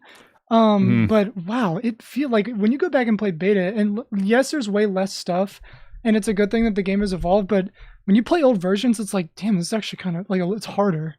I've always thought that about games like Minecraft, especially just because that's from where I came from playing games like that.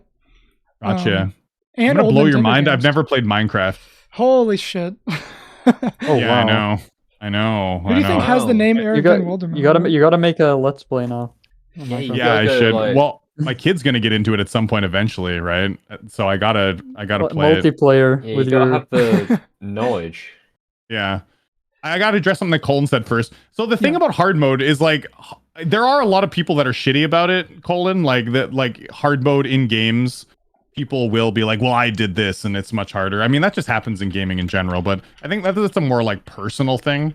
So for me, like difficulty in games is I need to feel challenged in a game. And if I don't feel challenged, I don't particularly enjoy the experience. And so for me, it's more of a personal thing. It's not like so I can compare myself to others. It's like I was looking at my backlog of games and the Doom 2016 remake, I picked it up and was like, I'm gonna play this. I have been putting it off for a long time, and I loved Doom back in the day, so let's try it out. And I put it on like a hard difficulty.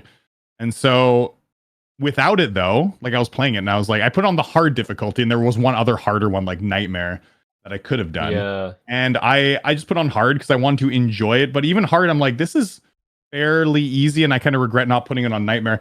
And like, but if I put on normal mode, I would have been like, this is, for me personally, it would have been sort of like I'm wasting my time here, because it wouldn't be cerebral. I'd just be like, okay, I could just literally spam whatever and get through. There'd be no tactics to it. I need to feel sort of mentally, I was going to say, I need to feel mentally challenged, but like that comes out way wrong. Whoa, what did I miss? I need to feel like some kind of pushback. Wanting to be mentally challenged. Yes, I need to have some pushback with the game that goes along with what my skill level is. Yeah. Otherwise, it's unenjoyable. You know, if a game's too easy for me. So like, I feel the same. I really wish that Nintendo in particular would sort of smarten up to that a little bit, and maybe think of interesting ways to introduce a hard mode, even in Mario games, maybe like a one-hit death like it used to be. Yeah, like something like bosses. that would be interesting. Yeah, I guess when you beat the game, you could get hard mode, but like, then also, you know what I hate, dude? I'm gonna mention something later right now. I loathe games where they say if you beat the game, we're gonna give you a hard mode, because I don't have much time as a parent. I just want to play through hard mode first playthrough, because like the Yakuza games, the one thing that pisses me off about them, I love them, is there's a hard mode and there's a legend mode. Legendary mode is like what I want to play on my first playthrough.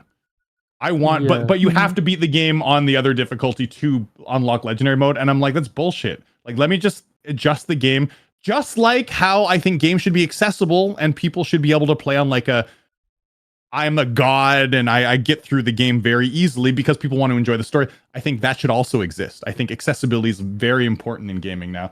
Just like I think difficulty for me is like an accessibility option where I want the hardest difficulty unlocked right away because that's how I enjoy the game, right?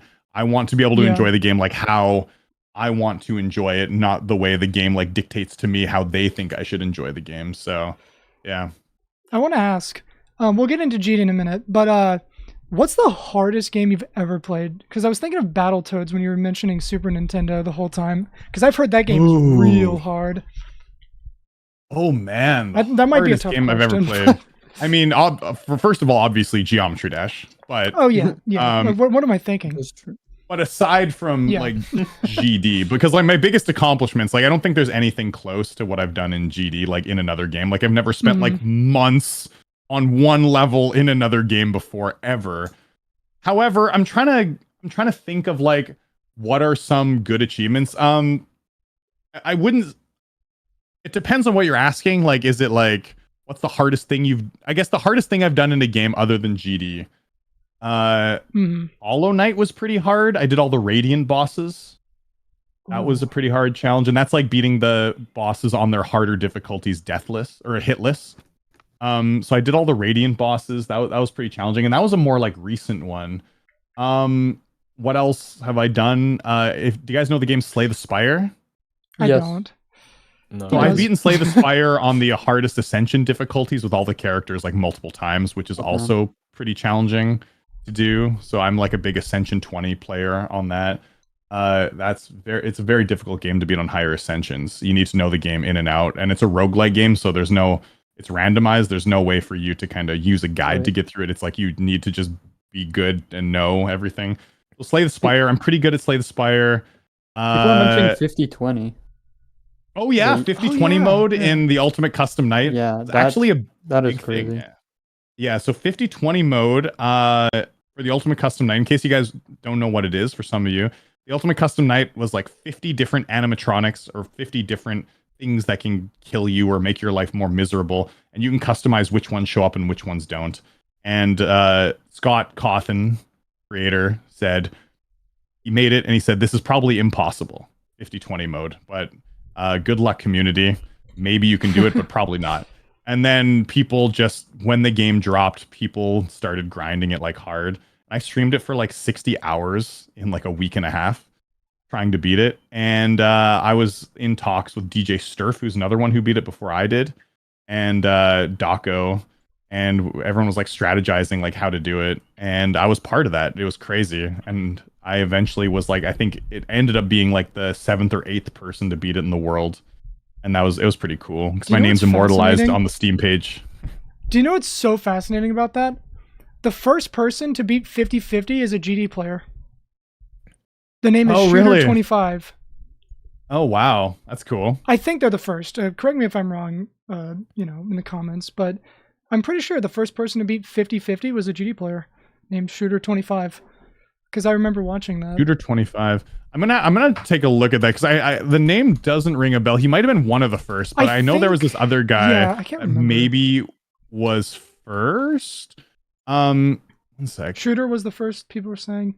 I'm not sure. Correct me. Maybe it was. Yeah, I don't know. But that's just so funny. Like GD is go. everywhere.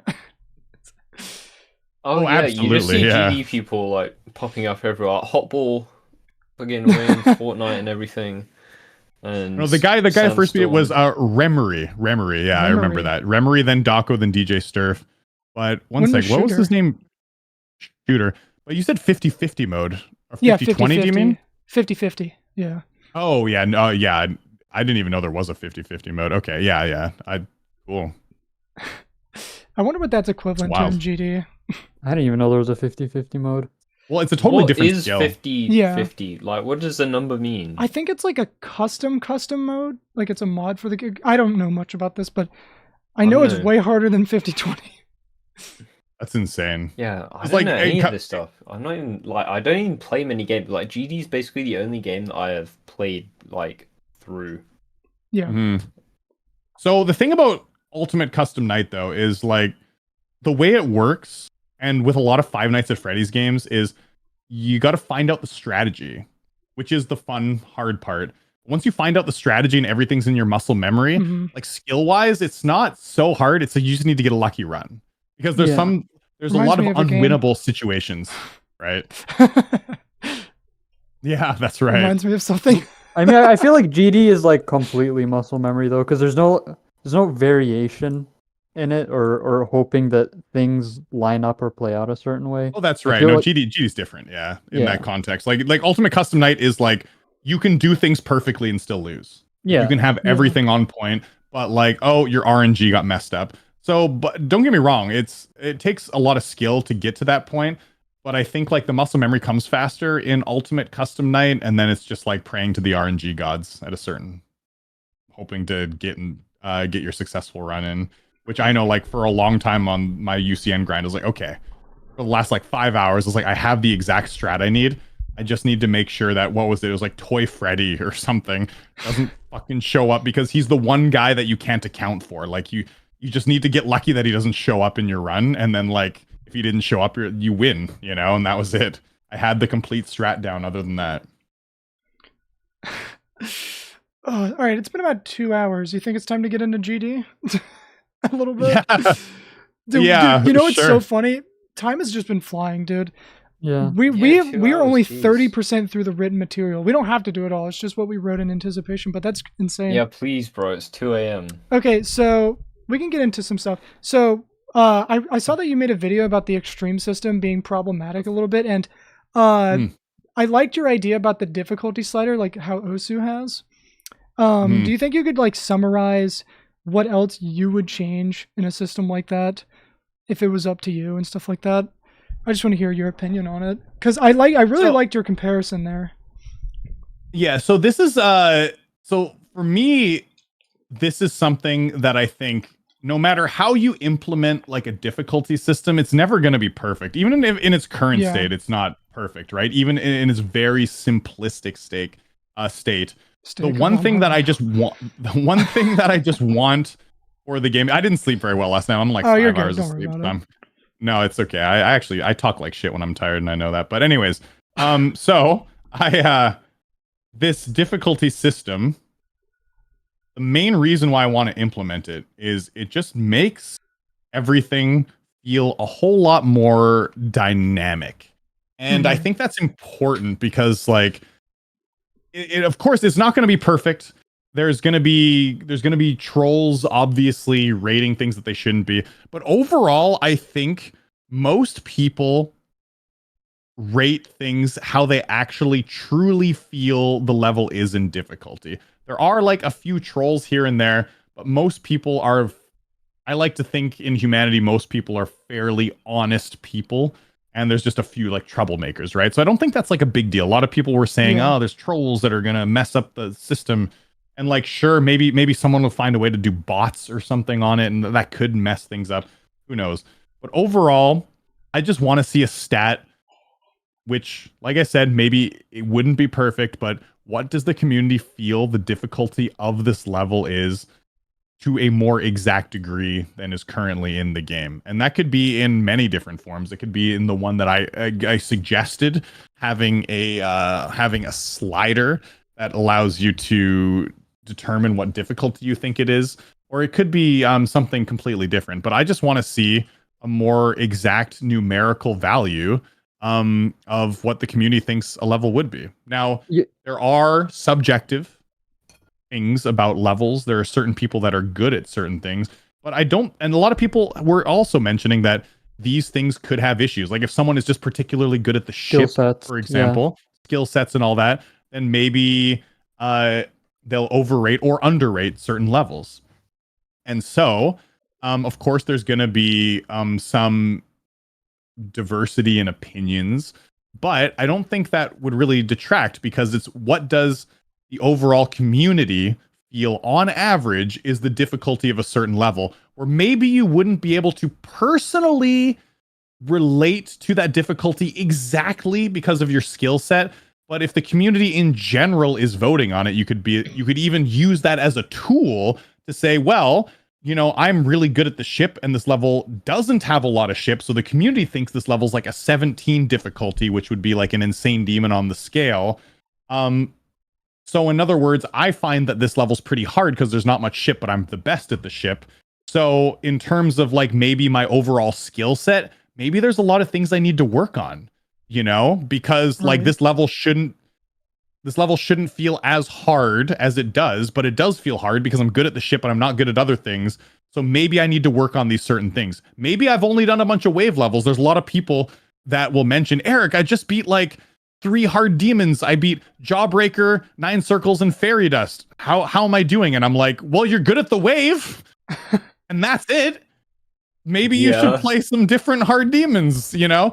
And so with the system, they could be like, oh, like, okay, I beat Fairy Dust, which is like a middle of the road hard demon, I guess. And maybe it would be like a 12.0 on the difficulty scale. but then other 12.0 levels would crush them, right? And they'd be like, well, maybe I need to improve my skill set to bring the averages of my other skills up to on par with my wave skill. So like you could use the rating system to also help improve your own game. This is what the community thinks the difficulty of this level is, and this is like how much I need to bring my skill set of other like game modes up to that level of what the community thinks this difficulty is.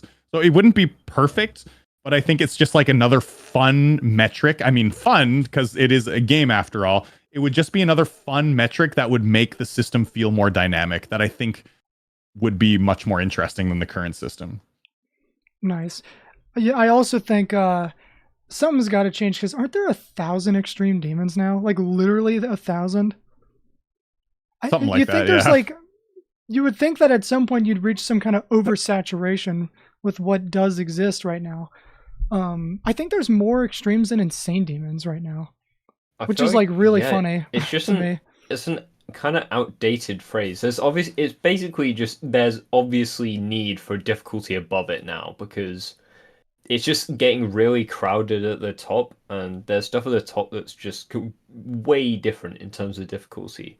Like Tidal Wave and Cataclysm are presented to a player as, yeah, these are the same difficulty, which obviously no, but yeah. So it kind of needs like a few more, maybe 2 more. I don't know what they'd be called.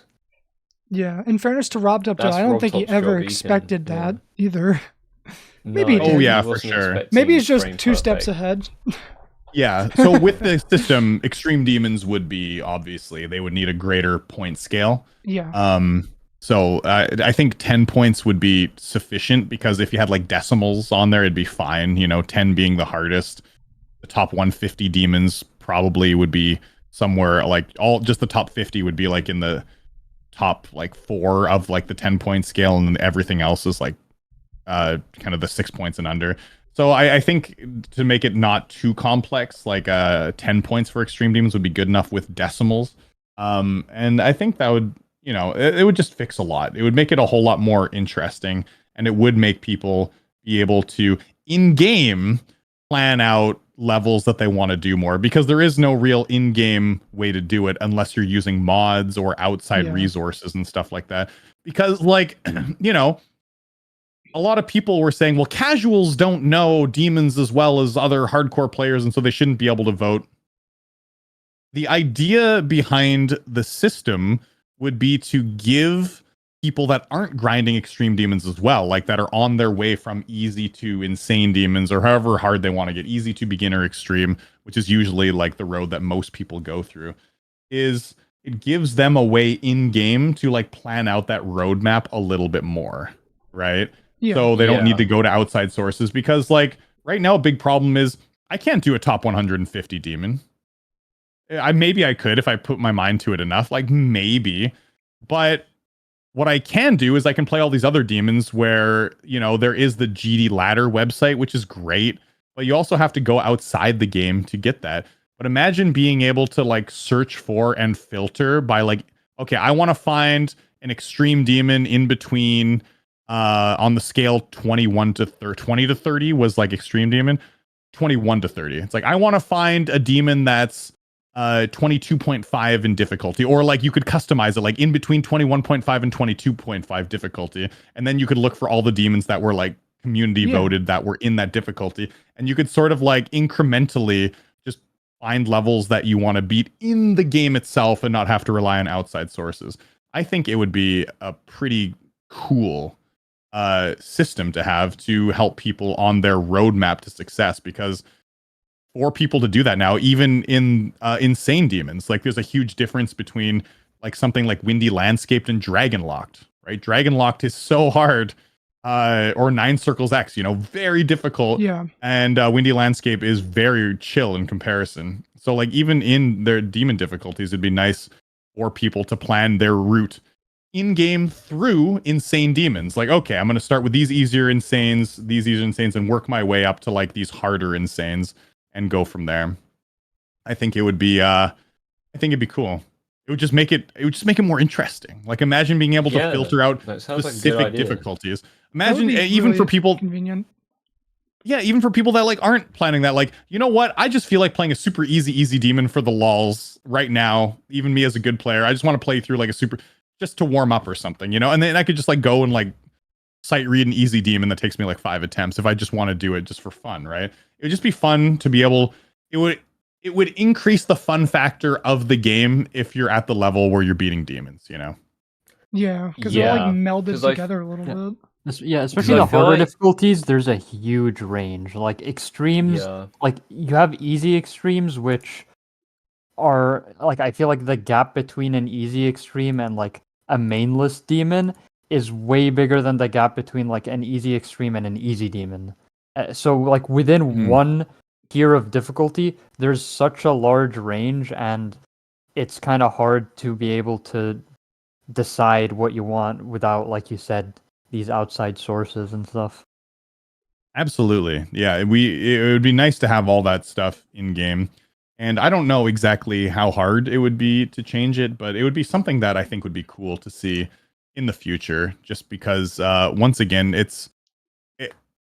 people like to gamify their own life, and it's kind of fun to do that where being like, "Oh, look at this. I beat like a 17.5 difficulty demon today." And being able Yeah. to maybe add up those scores, like it's just Yeah. I think it would just make it more interesting. Yeah, Dance if of Fire and anything, Ice has a similar system, if you know that game. I'm not too sure. Yeah, but it's a good system, man. So I Say think Dance of Fire definitely and with Ice? levels like It's yeah. Tidal It's a Wave. rhythm game, but it has a very similar system where it's like a numerical value yeah. for the difficulty, and then whenever the community gets better, they just kind of raise the ceiling of whatever that number is. Like, okay, now people are beating ones that are like 25 to 25.5 or whatever. So it's not like it will retroactively affect any levels before. Like if this is a 17 point whatever, it kind of stays like that. But as harder stuff gets beaten, the value increases. As opposed to now, I'm noticing a bit of stuff like levels that were considered extreme are like, okay, well, this feels too easy to be extreme because the general community has improved. And that's because, again, the range is so large that people start being like, well, I feel like we need to move the goalposts for what an extreme is, which I don't think should be the case. I think it should stay constant. There should just be a new level above it that is conceived or whatever, you know? For sure. And even like I also mentioned in the video, I wouldn't be opposed to like a whole new difficulty being added above extreme if that's what it took to make it more to make the gap seem like less astronomical between Cataclysm and Tidal Wave. I mean, sure, that could be good too. And just keeping like a 5-point system for each difficulty, or just having like a wider numerical value for extreme demons. Like anyone would be fine, but I don't know if I don't know if RobTop's interested in adding new difficulties, but just like if we were just gonna say without adding a whole new difficulty to make a system that would work, I think just the Do you know what it sounds like to me? would work. Yeah. It sounds like when a movie studio tries to make a sequel to a movie that doesn't need one or is perfect in terms of like living up to the original. That's what I feel like would happen, because it's like, how do you top something as iconic as Extremes?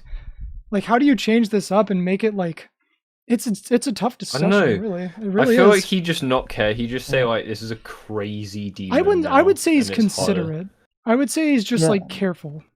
I mean, Yeah. but the thing is, the issue with adding another difficulty is it just kind of, at some point then that difficulty is going to become too vague, and then you'll have to do it again and add another but one. That's fine. You can have a new I difficulty. mean, I guess it's fine if you're willing to like constantly update it, but I do think a number system makes more sense. Yeah. Yeah, the number system's good because like you would think levels like Tidal Wave, people would just meme on it and like rate it like 1, or like just a really hard level, people just put the sliders to like maximum. But I guess if you got only the victors could do it, so like people who've actually beaten the level, and then obviously really hard ones that wouldn't have ratings because like 3 people like beating it, people would already know what they're getting into at that point. Mm-hmm. So for people who are actually trying to like develop their skill, they would probably be playing the honestly rated levels anyway, So it could probably work pretty well, I think. Yeah, for sure. I think I don't know if I think adding one new demon difficulty, like if it was the thing, I don't think it'd be a big pain because I don't think we'd have to add another No. demon difficulty after, just Yeah. because like extreme demon has worked up until recently, I would say, like the last like 2 or 3 years, and if you added a new demon difficulty, it'd last another like 10 years, you know. Yeah. I don't, because I know the skill cap is increasing, but it's slowing down a bit ish, you know. I think we're getting to a point in GD where Diminishing we're not returns. diminishing returns, we're not quite hitting the skill cap Yeah. yet, but like Like the skill rate, inc- the We're- rate we're of growth plateauing. is the Yeah. rate of growth is slowing down. But I think, yeah, I think there's still a lot more potential Yeah. in terms of skill. Untapped. For And sure, I actually like never understood the people that are like, you know, like a new hard level comes out and they're like, okay, this is the skill cap. No one's ever gonna beat No. anything harder than this, We're or far away from it. Well, it's 'cause still. it's or it's unbelievable. like they see a level that's like really, you know, like an impossible level, which, you know, gets beaten later on, and they're like, there's no way this will ever be beaten. Because, I mean, even without hindsight, I feel like a lot of people underestimate how much skill can really grow. And Yeah. yeah, especially with like better methods, better technology, more like a larger talent pool, more people playing, you know, like there's still a lot of room to grow, I think. for sure. Yeah, I think because you see someone who's like beaten Slaughterhouse like 5 times in a row or something. That's just proof that like if you play enough, you can get insane like new levels of consistency. So if you imagine that as like 5 parts of one level and you practice each one till you knew it perfectly, like Sure. you can Insane, just break yeah. everything into chunks. I mean, that's what they were doing for beating like Sukupen Circles. They broke it down into chunks originally. Just everyone was beating these parts of it as Challenges. challenges, and then people were like, what if we Yeah. beat it all at once? So then you get all the challenge list players, you know, like Cursed and Diamond, who came from the challenge list, Yeah. you know, verifying the level. And I feel like that's still a thing that will be the way people will beat future like incredibly hard levels, at least as open verifications. They'll just have parts of it like as a challenge, and then people just get good at it to the point where they'll just beat the whole level. Hmm.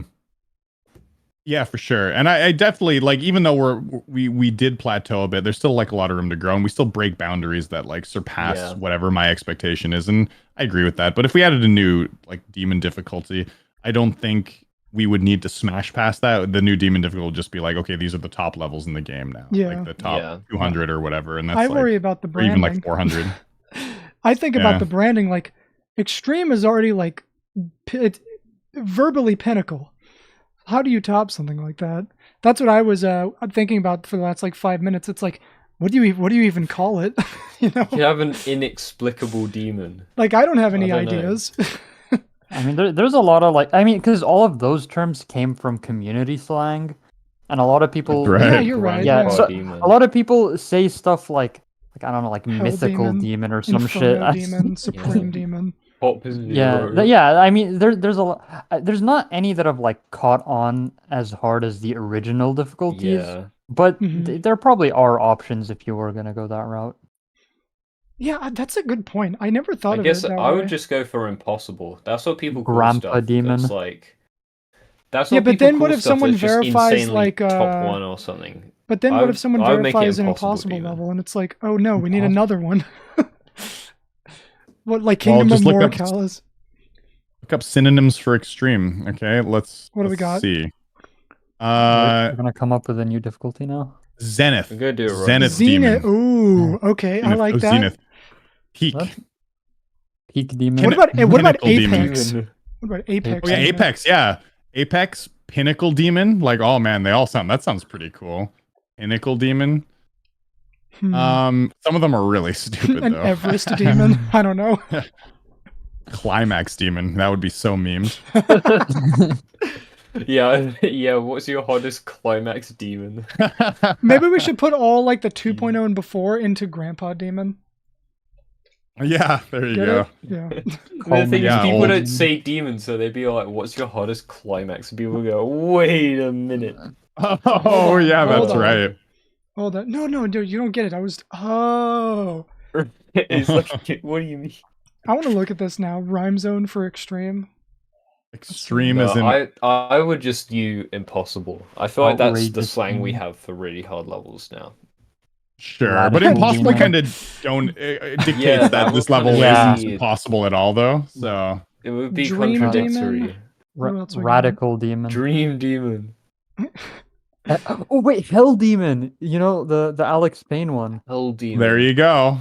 Hell Yep. demon. I think that's it. Hell demon like kind of makes sense. Hellish demon. But aren't demons already from hell? Yeah. Well, these demons are from like I mean, if you're playing Hell, Cataclysm, hell. they are. Super hell. American Yeah. Dream Demon. Stop. American.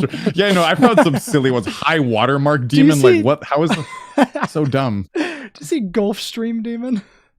No, I didn't. I'm Absolutely on Rhyme not. Zone. There's a like Very self-esteem medium demon. demon. Whipping Well, cream there's demon. one. You know Very what? One that is extreme actually kind of good. Maximum. Actually, I was going with the whole X from extreme. Maximum demon. I don't Maximal know. demon. That sounds a Oh, little yeah. weird. Max- Silent Maximal kind of demon. works a little bit. Maximal demon. Max demon. Yeah. I don't know. That's like, I guess we just have to wait and see if the Silent community. demon. You can have a silent demon. Yeah. Silent like almost makes sense, but I feel like that's like a GD term in and of itself. So if you download the game and see that, it's Yeah. like, what? Or it- yeah, does that's just right. no It doesn't music? really. Yeah, I guess, but people are going, what anyway? Why the Legendary's a good one. demons? That's a good one. That makes sense, right? Legendary. Legendary. Demon. I've heard Four. legendary demon before, but I think Legendary is I already usually see it in used with rating. Oh yeah, shit. Mythic, Oh. legendary, yeah, so it wouldn't work. Oh. This is a legendary demon. I just got to go through the That list like of a all the double? Terraria. What is it? The fuck. What's the word? All the the Tinkers. silent demon is the best. I mean, silent is good. Yeah, this is what I mean. Yeah, Like, you just got to go to RobTop and be like, okay, we need to brainstorm. Okay, good. They didn't make a channel Yeah. in mod chat right now called like ideas. It's like, all right, we got to put our heads together right now. What do you got? Hell demon. All right, we need to work on this. No, but like, yeah, I Yeah. think it should be. Honestly, I think Yeah. something that just donates the top, like extreme. These are things Okay. that go like harder and harder. I think just like Apex Demon would be. It sounds Apex Demon has the X from the extreme, so it like Oh, goes you're with right. it. Actually, Yeah, I Apex think, Demon. Apex Demon a would just good be. one. I think that's the one that Okay. I would settle on. Sounds Get sounds the someone best. who- It means the top. You know, like yeah, and you're learning a new word. If There you you don't know go. what Apex means, Oh yeah. a lot of people learn You English. should get from the someone game. It's like Ice fascinating. Cave to decide. You just be like, yo, what do you think? You're like the guy, Slaughterhouse right? Demon. Yeah, I don't even know. Yeah. Could you imagine like they Horrible overcomplicated demon. it and just started like categorizing every level by theme too? Just like there's a million Yeah. things on the UI now. It's like Oh, well, like Sakura Extreme Demon. You'd have like a name. like there's a tags like in fire. YouTube videos. No, Honestly, the imagine, tag- yeah, if they that you tags could get rock. shards. Oh yeah, that would be Tags, cool.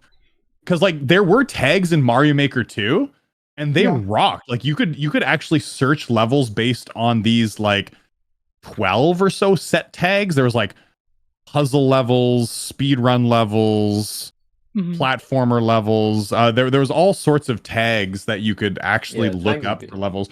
So imagine if you had tags that were like, it could just be about aesthetics. It could be about gameplay. It could be like design, modern, flow, memory. Mhm. You know, imagine if you could actually just search up levels. Like, imagine if there was a way in game you could actually just search up. This is a memory level. By tag.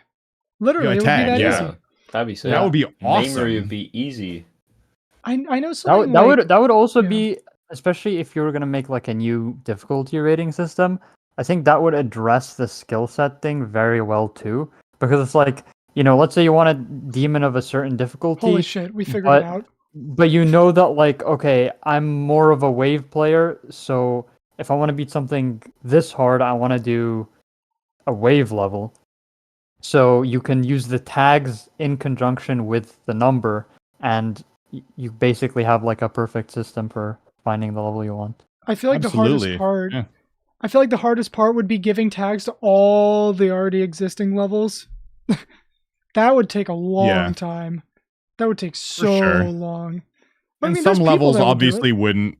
Oh, there are people that would do it, and some people, you'd be able to kind of community vote on tags. I think what Yeah. they'd have to do is they'd have to make it so like you can't just tag stuff randomly. There'd have to be like a set like 20 tags that were introduced that you can just like attach to certain levels. Be like, okay, Yeah, gotta get I rid of meta vote that this taggers. was a wave level or whatever. And then it would need like a certain amount of a percentage of tags for it to actually like like go fairy through. dust would be like NC 9 circles. Zobra. Yeah. No. I think it'd be easy. I think it'd just be wave. You just Yeah, like there you you go. just There's wave. one. Yeah. Yeah, you Just could like drop a new purple. tag every week, like the song library. He's like, guys, new tag drops tomorrow. That's actually such a cool idea. Did we solve Yeah. it? We figured it out. We fixed Yeah. the skill set. Yeah, I feel like I've solved world hunger now. Like, I figured it I want out. to play But for Memory Demon. GD Search tags, memory. Boom. GD 'cause, like, World Hunger. If you were in the game, how would you search for a memory level? Like just Yeah. without using any outside source. Yeah, without being knowledgeable of community stuff. Yeah, you can't. I mean, you could look up the word memory. I'm sure there's a lot Yeah. of levels that have the challenge. word memory in them, but Yeah. like that's not a great way to do it. I think tags, honestly, even outside of like the whole difficulty thing, I think they would be such a good thing to implement. It's just how would you implement Oh, a them? Like list. is Yeah, good point. is RobTop going to be the one to decide what all the tags are and like which tags Oh, are going to it be would- available and It would is be the it would community have voted? to be an effort that like not a community effort, but it would have to be like Mods some of the maybe. top mods in RobTop, and there's Yeah. enough knowledge base in there. They'd be able to find a system that works, Yeah, and for maybe sure. like over time you could add a couple new tags. But I think like with a tag system, you'd want it to be you don't want to overcomplicate it. You want to just have like Right. 20 basic tags, and that would be good enough. Just very specific kinds of levels. There doesn't need to be anything. You don't need to go into too many details. Like I said, you don't even need to put NC level. Just wave like covers Yeah. that. It's a wave centric level. That's like good enough. It's a ship centric level. There's lots of ship and timings and stuff. Maybe you could have that instead of like just ball cube. You could just have timings, ship, wave, and like those Yeah, could be and- like certain tags. And then you can filter that from rated levels too. And then there you go. That's right. Literally. You filter from Yeah. rated levels, and you could have the creator of the level sets like the tags they think their level should be, and that would be like the starting tags that would be on the level, and like the community can maybe vote on some other ones or whatever. But yeah, like, you could just have like some basic tags that would make people be able to filter out certain kinds of levels. Mhm. The best part, all the community ran lists for each difficulty type already have tags, do they? What? Since when? Unless you're talking hypothetically. I'm just reading a chat message. I mean, maybe the like GDSR stuff. Yeah. And because but those ones use like a tracker format, which is a bit different. But like for an actual like list, like the demon list, I don't think uses tags or Mm. anything. Oh yeah, Yeah, the D- GDDP has GDDP, them, yeah. that's what I meant by GDSR format. Oh, yeah. Dude, I Yeah. could already Yeah, see it okay. now for like video ideas, like browsing weird levels and just put like weird for a tag and just find like super Weird. abstract levels. Weird. Like Yeah. you could already see that like as a video in your head. Yeah. It'd be Weird easier to That's, find that's a levels really as good well. idea actually. That's why we need to have it so just RobTop can put the tags in. Because if we have custom tags, you're totally going to get tagged like furry porn and stuff like that. I'm so. glad that RobTop Yeah. is considerate and like careful. Because imagine if he just like shat out an update like tomorrow and like everything broke. It's just like, oh shit. I will say I think it is probably a good idea to ask the community for context though, like Right. maybe like some kind of survey or something, and then from the results you can see the top recommendations, and it's like, okay, well, a lot of people want a tag for I don't know, like spam, like levels that have spam in them, and then Or you challenge. could implement that, right? Or challenge, right? Mhm. And then so it's like you could still get an idea from the community, even if they're not the ones that implement it, but it's, I think a survey like that could be helpful as well if you want more ideas on what kind of tags people would want. Oh yeah, for Yeah. sure. Yeah, that would be something that wouldn't be implemented overnight. It would be something that over time, you get ideas for it, and it'd be like in a future update. So I do hope really Sounds like like the idea everything. though. Become Yeah. a mega hack. Yeah, Put it in mega hack. technically Absolutely someone do could it. make a geode mod for it. And yeah, honestly, a lot of things RobTop ends up implementing are things that people have done in mods that become popular enough that RobTop is just like, okay, you know what? I'll just add it to the Yeah. base game. Yeah. Because you did that with a lot of like mega hack features. So if that does become a mod, I think it would increase the chances of it actually becoming part of a future update, maybe. Yeah. I mean, the I big thing hope- with that right yeah. now is like, what was it? Quit between frames. We'll get to that. I've been spectating that one from a distance. I'm not one to get involved because that's heated. People are like going crazy about that. oh yeah, for sure. Yeah, it's a big hot topic in the community.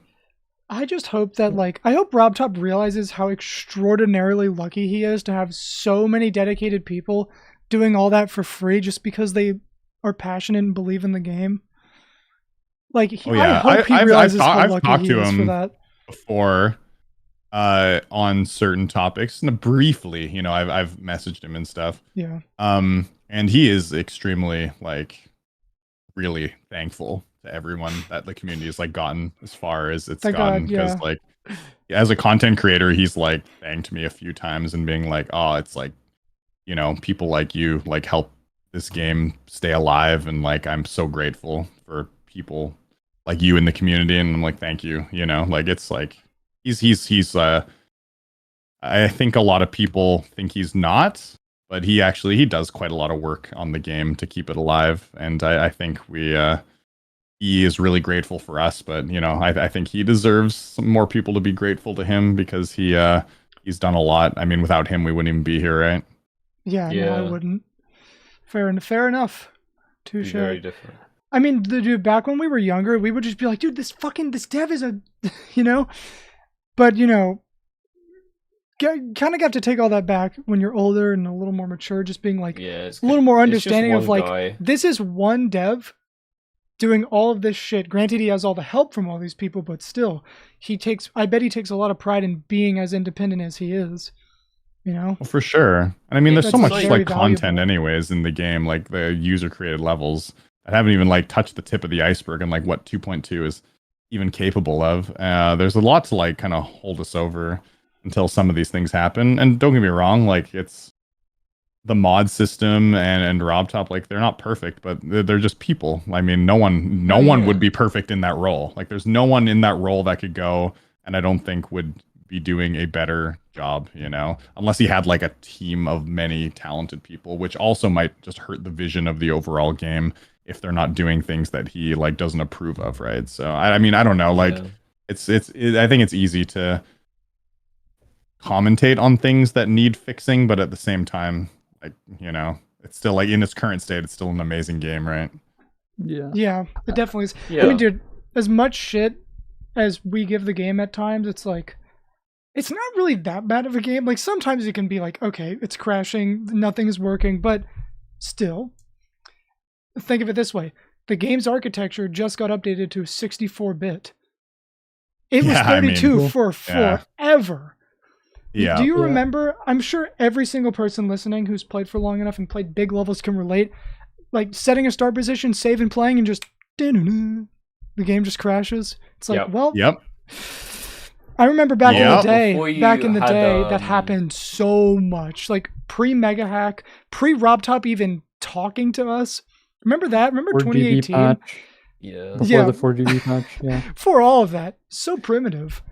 That was a different Dude, time. the Absolutely. days before fast tab out, those were hard days. You'd have to play windowed if you were just tabbing out a lot because there was no other option. Yep. And speaking of Yeah. what we've been talking about, oh, sorry, go ahead. Yeah, I was just gonna say there's definitely been some rough days for sure that could have been expedited. Like the fact that we just got 64-bit is also a little silly because I bought a really nice computer to be able to stream games and stuff and other games too. And I'm like, why can't I use the power of my computer? Like why is my audio going out of sync and why am I lagging? And I shouldn't be lagging. I have like a beast of a computer. Why is this level man. lagging? And so I get it. There are some there were some frustrating moments like over the course of the history of the game, but overall, I think whatever. It's like little things. Yeah. But I guess as I say as little things to me, but if I was a level creator and I'd worked on a level for 8 hours just to save and quit and like my game crashed, I would probably be pretty pissed off. Should be like, all right, well, I'm gonna make a video tomorrow calling quitting geometrydash. Yeah, yeah, exactly. I mean that stuff happens to everyone though. I as a content creator, I've recorded a full video like over the course of 3 hours, and then being like, oh man, I didn't hit the record button, did I? You know, like. The thing is, doing it again feels so much worse after that. Like, you know, Yeah. you can just do it again, but it's like, oh, you don't know how to. Yeah. No, it's like so much. Yeah, less authentic. even if there's like certain elements of it that you really liked and you know they were kind of improvised. When you try to do them again, it feels so forced and artificial, and you're like not satisfied with it.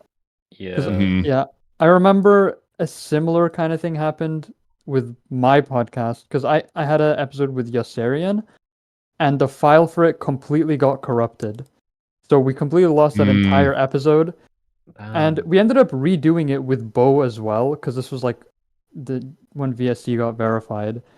And I think the new episode actually ended up better, which I was happy for.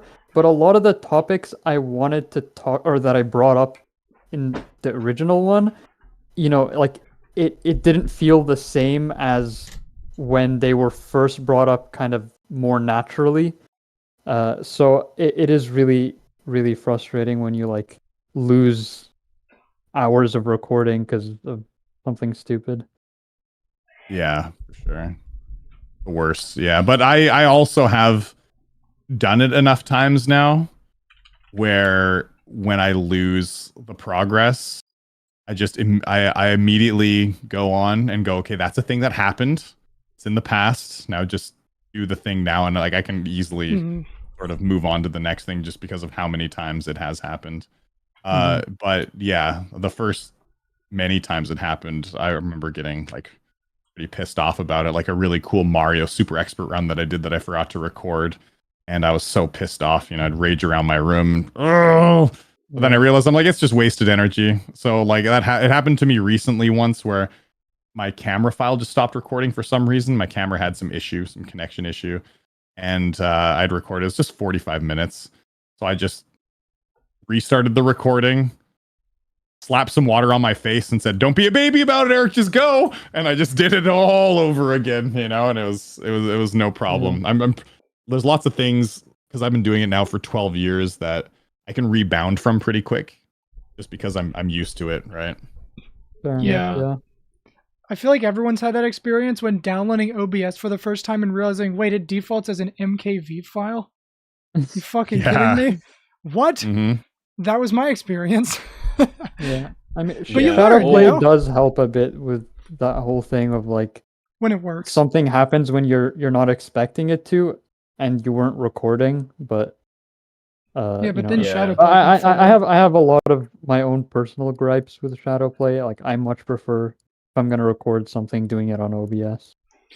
Yeah. All right, I want to get into. The worst is when you have your mic and your like desktop audio on the same track by accident, so then you can't like control them. And it's yeah, that sucks. And sometimes like if your mic gets unplugged in and plugged back in, it'll like so many times. It just resets a bunch of settings and stuff, and like it'll put it all onto the same audio track, and I'm like, like you got to be so careful, you know. Something similar happened recently. Sometimes it wouldn't even like record my audio. Like I remember I used to have this issue where if I would accidentally like unplug it and replug it, or for whatever reason, OBS would like default it to something else, and then it just wouldn't record any mic audio, and it would only record desktop audio, and just stupid stuff like that. But yeah, what were you saying, Blue? Something similar happened recently. I did So I have a Shure microphones. I bought a SM48, which is like a comedy mic, right?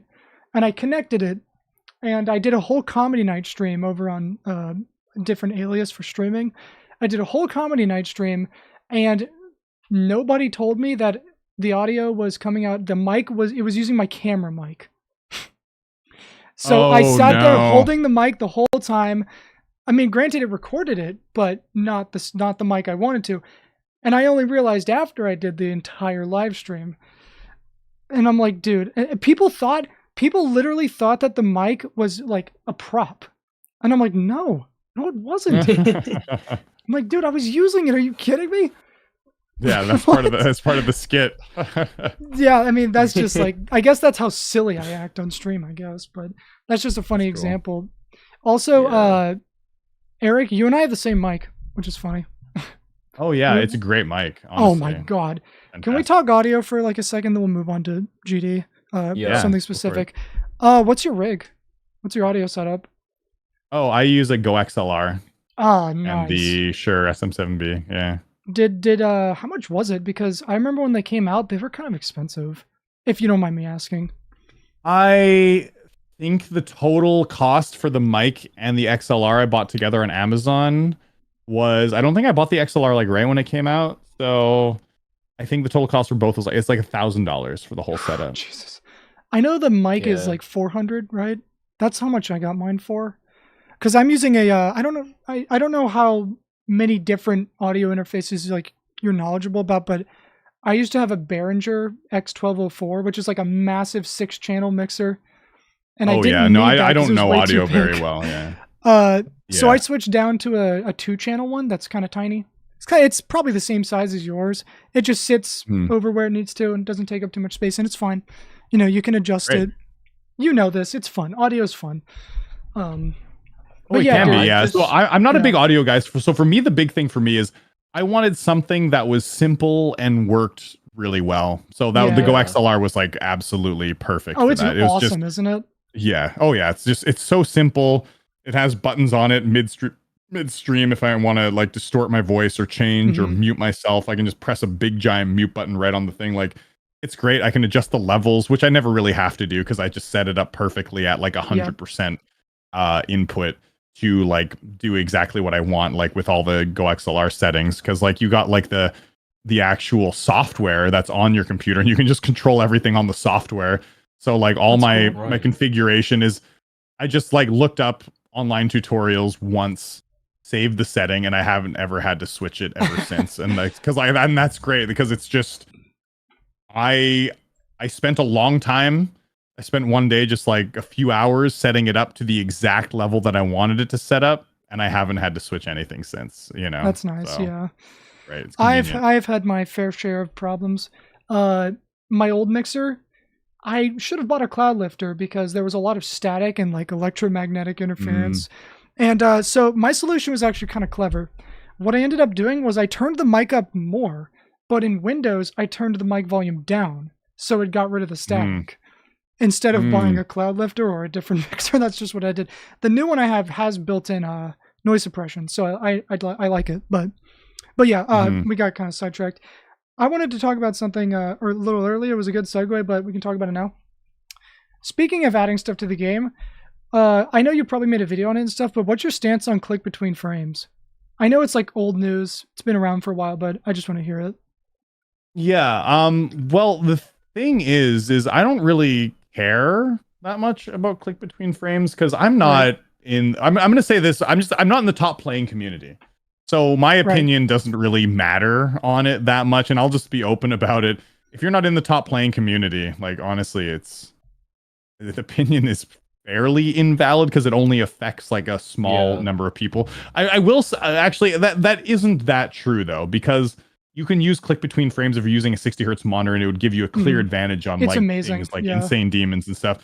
But the thing is, it like in my head, as I'm thinking about it, I think, yeah, why isn't that a thing that just exists in the game?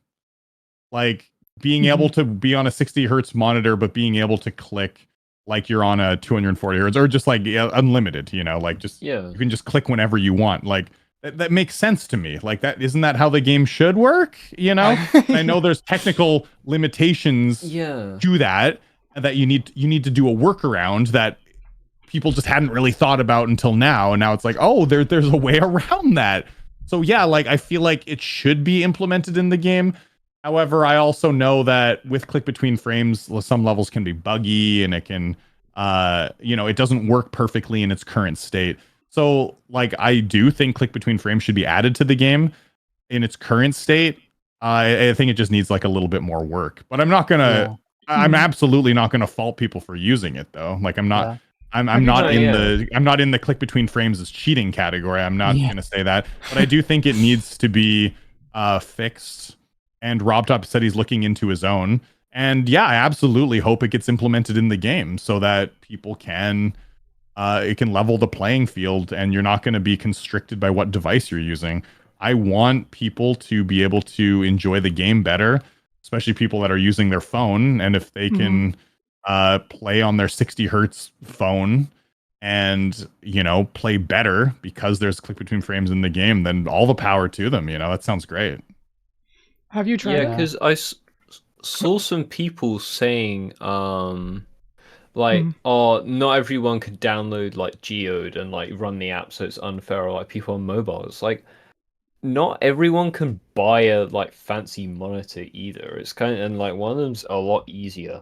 So yeah, I don't like that argument. I don't like that argument either, because it's basically like, well, as in everything in life, if you have the expensive equipment, it makes the difference. Like if you have like a shitty piano, of course your songs aren't going to sound as good as someone that has a better piano than you, if you're the same skill. But that's just just life in general. It's not just Geometry Dash, that's everything. Dude, it was crazy when it first came out and I played Bloodbath on 60 hertz. I was like, whoa. Because I have a 240 hertz monitor, so you can see that it's like laggy frame wise. But like it played the same, or it felt the same as 240 or 360. I remember perfectly straight flying on 60. I was like, holy shit. Like what the That's hell? wild. I've never used it, but that sounds interesting because I was a 60 hertz player until 2017. Like yeah, if you maybe I should ever make a video about that. I guess. Dude, your reaction will be the same. I can see it now, like right into Bloodbath on 60 FPS. The first spike you go over in the ship, you're gonna be like, oh my god. Dude, cool. I'm all for that though. Like it levels the it playing either, field more.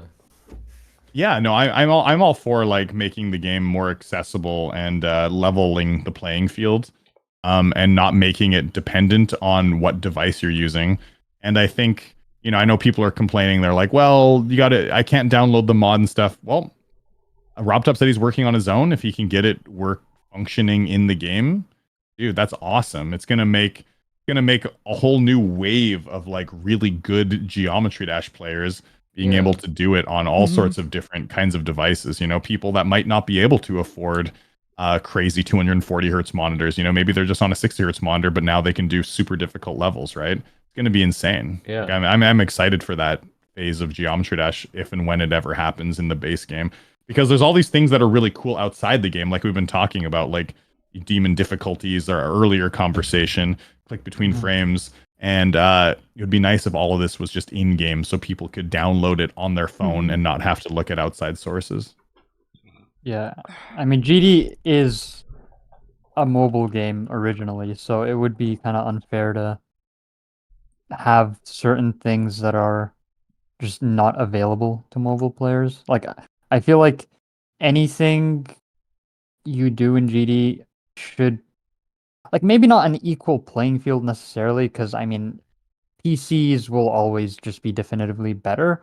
But I do agree that, like, there's like one thing in platformer mode which is being used as kind of like a meta gameplay mechanic in a lot of levels called orb boosting, where you like, as you jump, you do a double input and then an orb will like boost you up really high. But the issue is you can't do that on mobile, even with like 2 fingers on the screen. Oh, okay. Yeah, so it's like, maybe the game is harder on phone, but it should still be accessible to mobile players, you know, or at least having it be as fair as possible. Oh, for in sure. my Which is opinion. why I think it should just be implemented in the game with Rob Yeah. Top. You know, yeah, For absolutely. sure. Yeah, and I think he will. I think. I mean, I remember seeing the post in like the GD things, GD server saying that he's looking into getting his own. You know, which is cool. I need to pay more attention. That's for sure.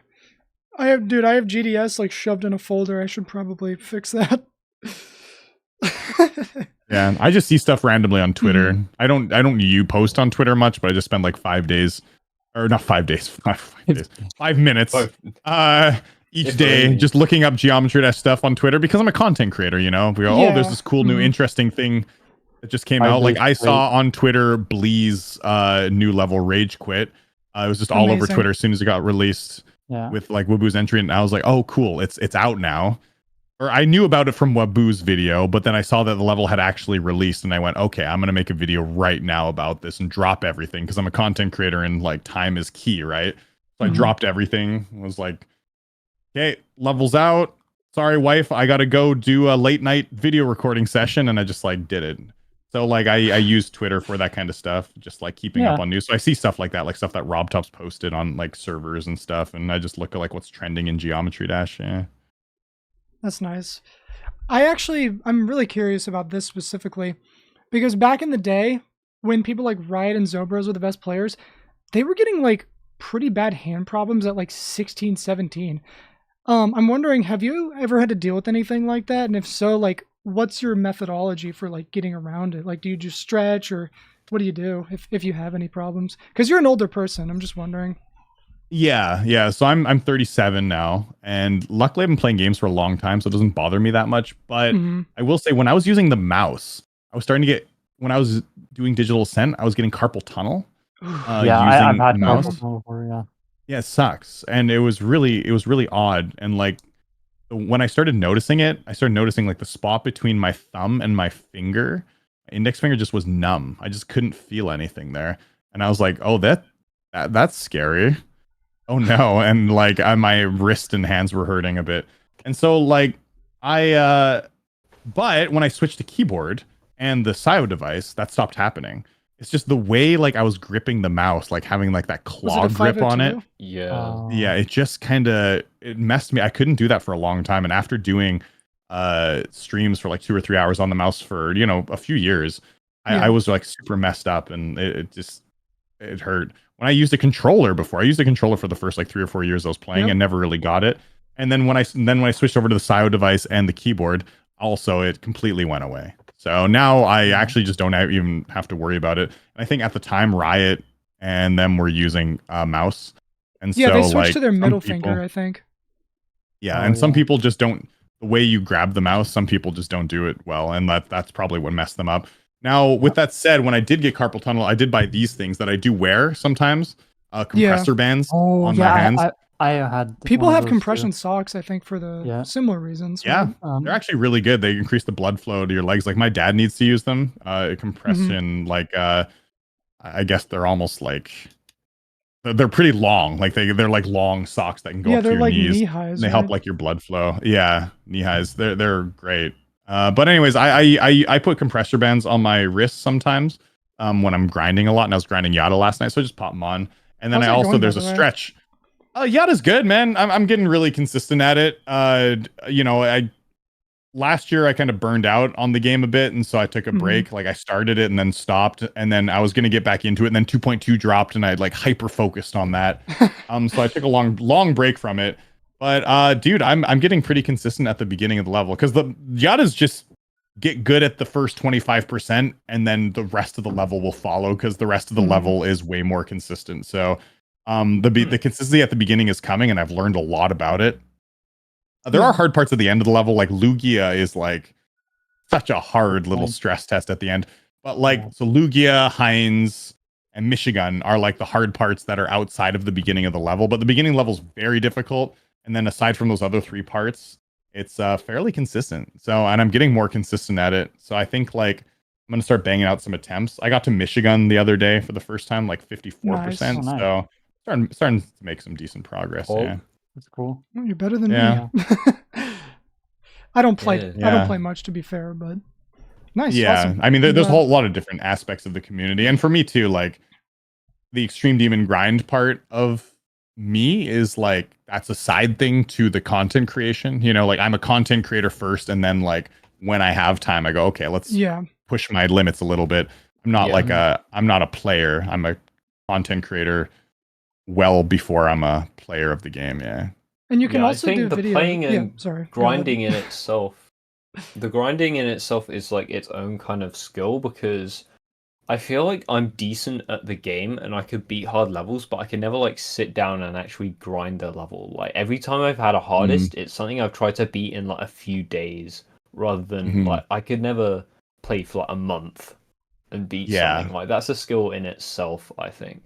It makes it stressful. Yeah, and I get that. Like my first 2 weeks of grinding a level, I'm always like pretty happy. Even when I get far, I'm not as stressed. I'm like, oh, a new best, woo, and like my heart rate doesn't increase much. When I've been grinding it for a while, and I'm like, Eric, you've been on this for a long time, and this is it. This is now or never. When I get far, and then I start to get really stressed when it's been like over a few weeks. And like, yeah, it's definitely a skill that some people have and some people don't. And I've actually found one thing that helps with that is meditation.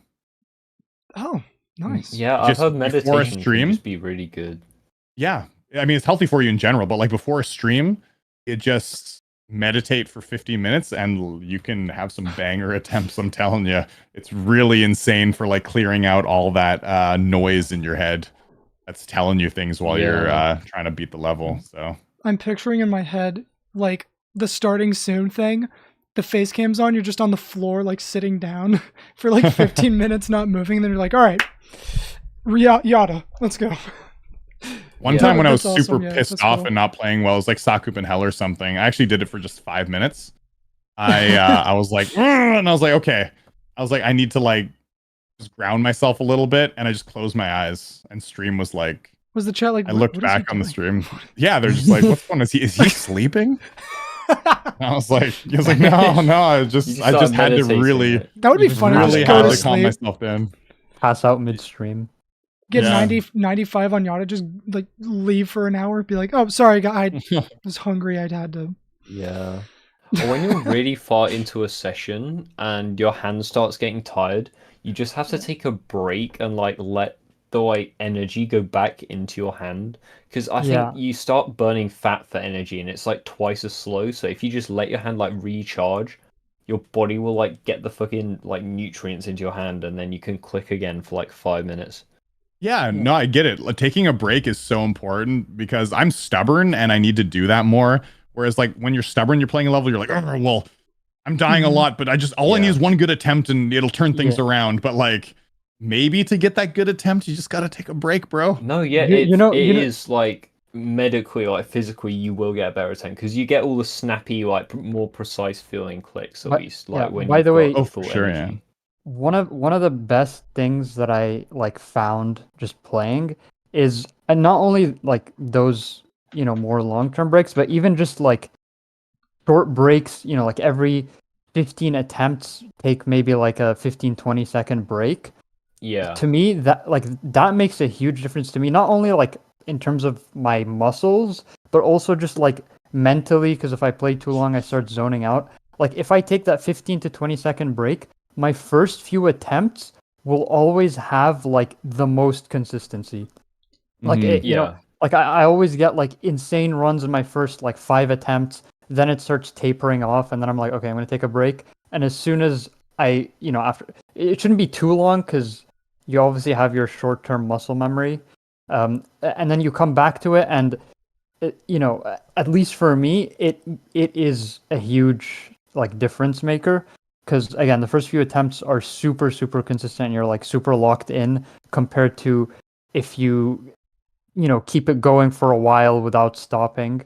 So I think that's something I would definitely suggest if you're having that issue.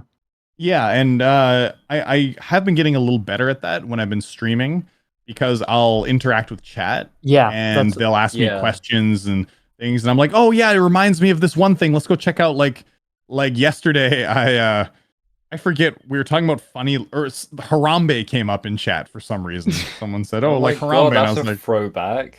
oh, it is a Yeah. throwback. Yeah. And I was like, oh, that reminds me. One of my favorite levels last year was a level, it was Harambe Theory 2013. And it's such a funny level. Have you guys ever seen it? I think I've haven't heard of seen it. that. I felt I must have played it at some point. Yeah, it's a rated level. And like it has this French song.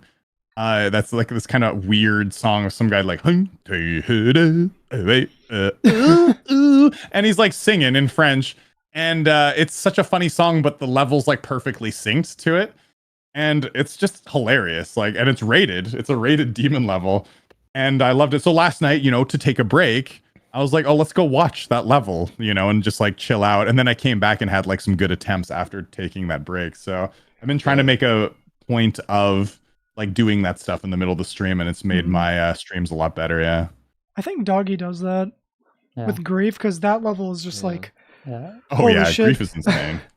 His Grief is grind insane. on that is Yeah. one of the most intense I've ever seen for like anything. It's just his commitment to that is like I Oh, for sure. never. I don't know if he's still in the chat. I but played yeah. Grief, man. I asked him just for some content. I was like, can I do like a practice run of it? And so he gave me a copy. And I don't know how that's humanly possible. You know, that's It's so hard. it's quite crazy. This is what we're This this is what we were I've talking never about, played yeah. it at full speed, but it'd be fun to go through it at full speed. To be fair, but yeah, I know if Yeah. I'm probably quite washed now. To be fair, I haven't played in like ages. Hmm. Okay, we are almost done with material now, and it's been 3 hours. Wow, Oh my God, I That's may as well crazy. stay It's again. I felt was like thinking of one. like I might have to dip because I still want to eat before I go to bed, and it's 3. all right, But- we have some Sure. stuff left. Wait. Okay, so I don't know how long this part will go on for, but you made a video. You sat down with Aeon a couple years ago and told a story about how you almost quit. And that's a long video, and honestly, I didn't watch it, but could you possibly summarize that for me? Oh, sure. So if it's possible, because it was a long video.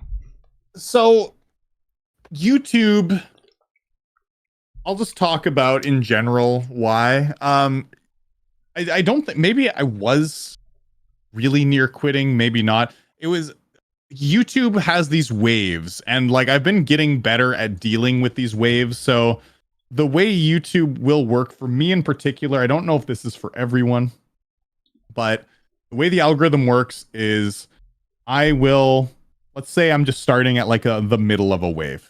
My channel, like right now, my channel's doing good. It's not doing bad, Yep. not doing as good as it was at other peaks. It's just in the middle. So from here on, I think it might ride like a wave up, because I just came from like a down wave. So I'm riding this wave up because there's all sorts of things in the algorithm that can work in my favor. So for example, that new level came out, Rage Quit by Blee, covered it. It was a very successful video. It helps boost me in the algorithm, and it helps me set on this wave up because people click on that, it links to other videos, and my other videos start doing well. And if I make another good video, then I can ride this wave and I can go up further. And sometimes these waves are really big and they swoop up. Like last year at this time, I started doing my series of can you do the Rob Top levels using only the ship, the wave? Very successful videos. It got a lot of views over a long period of time, and I rode like this massive wave up. But then like I rode that wave all the way through 2.2, and then 2.2 came up, the wave increased. But then it dipped down a lot, like way more than I thought it was going to dip down in like May, June, July. It just like went down below what last year was at that time frame. And I was like, oh, but I was still riding the wave of 2.2. I wonder why. But that's natural, and that happens. And like you just got to learn to sort of deal with that. So there were a lot of times in my YouTube career where I had dealt with waves that went down, and I would go, oh, I think this is it. I think, I think my YouTube channel's gone on long enough, and obviously I'm on the downswing. I got to start looking at other things, and I'd start looking at like other things I can do with my life, and what's my exit strategy gonna be. And then all of a sudden I get hit with another wave up while I'm like planning what my next phase of my life is gonna be, where I'm like, okay, I'm gonna quit. This is what I'm gonna do. And then all of a sudden the YouTube channel goes crazy again, and I'm like, what is this? Oh shit. Okay. And then I'm happy again, and it goes up. on this massive wave up, and then it goes down, and like I've gone through a bunch of those waves, and earlier on in my YouTube life, I wasn't mentally prepared for said waves, and I thought that like it was just gonna be game over, and so I was gonna quit. Now there were a couple moments that had nothing to do with those waves. Like one was when I first got popular.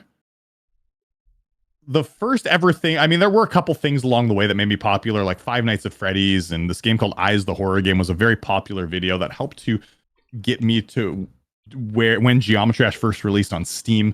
When Geometry Dash first released on Steam, I didn't expect this to go where it was because I was always a content creator that covered a bunch of different things. And so I was kind of like struggling a bit because I did like Geometry Dash a lot, but the only videos that were doing well on my channel were Geometry Dash. And I was kind of like depressed. I was like, oh man, I wish like my other videos were doing well too, because I don't want to just play one game. I want to play like a bunch of other different kinds of games. Mm-hmm. So at the time I was like kind of depressed, and I kind of almost quit in a way because I didn't want to go down that route. I didn't want to just like cover one game. I wanted to cover a bunch of stuff. So there were like points that I wasn't a big fan of where the channel was going, but that was just like early on. Like I'm talking like when I had just finished the Rob Top levels for the first time. But then like when I found custom levels and the more I like leaned into Geometry Dash, I was like, oh, I actually really like this. And like, you know, my tune changed obviously when I started doing like custom levels and all that kind of thing. So, you know, there were times when the channel wasn't going how I expected it to go.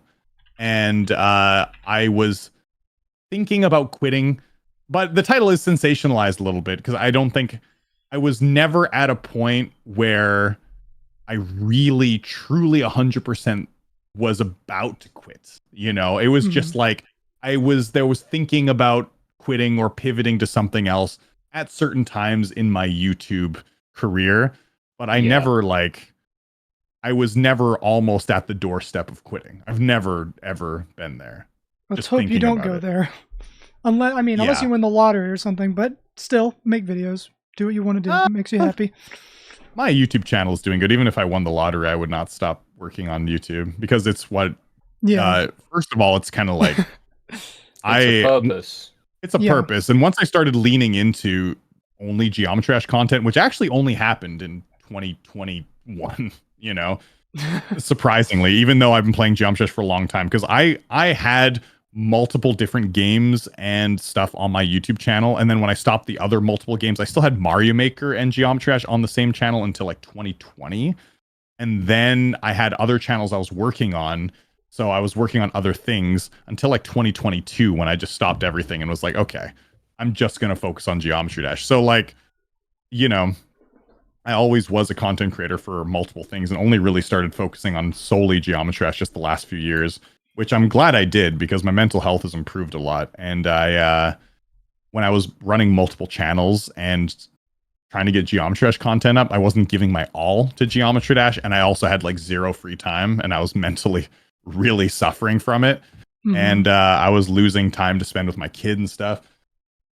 And so I was like, okay, let's just focus on only Geometry Dash. And when I did, I was like, oh my God, why didn't I do this earlier? My life is easier, making more money because I can put out like better content, more frequent content. And I'm also just more energetic in videos in general. And like, it was, it was great. And so like at first, when I first started Geometry Dash, I was really,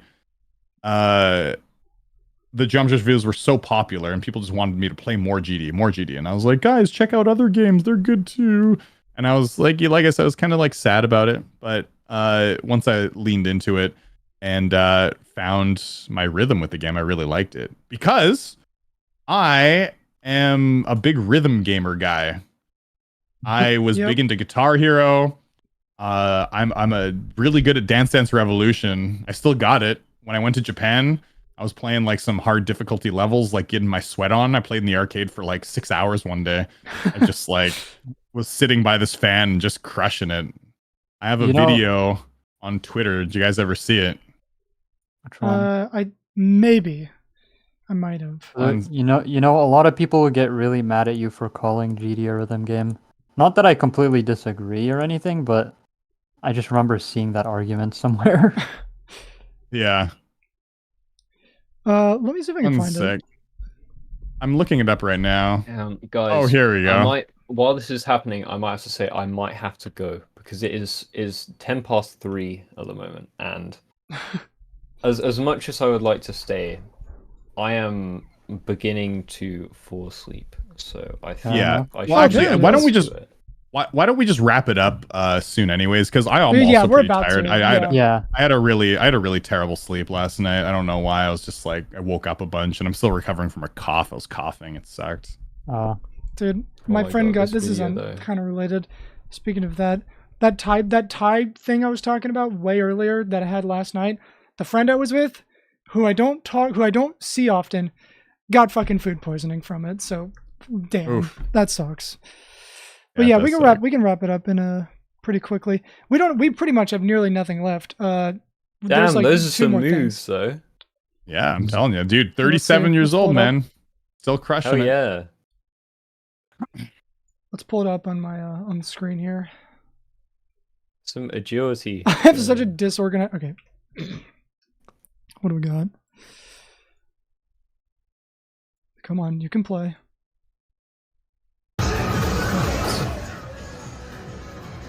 Let's see these moves. That is pretty cool, yeah. And DDR is great. That yeah. is muscle memory right there. Do you guys want to hear an interesting story about how I got so good at DDR? And maybe this will be the last thing we talk about, and then I'll go. Sure. Just like a 5-minute story. So Yeah, I honestly have one more question after that, but yeah, it'll be brief. sure. So while we're on the topic of DDR, while this is playing, so I got really good at DDR. Obviously the skill ceiling has increased since I've played. So like, you know, that's a really hard level, but there's people that are like way crazier in arcades and stuff now.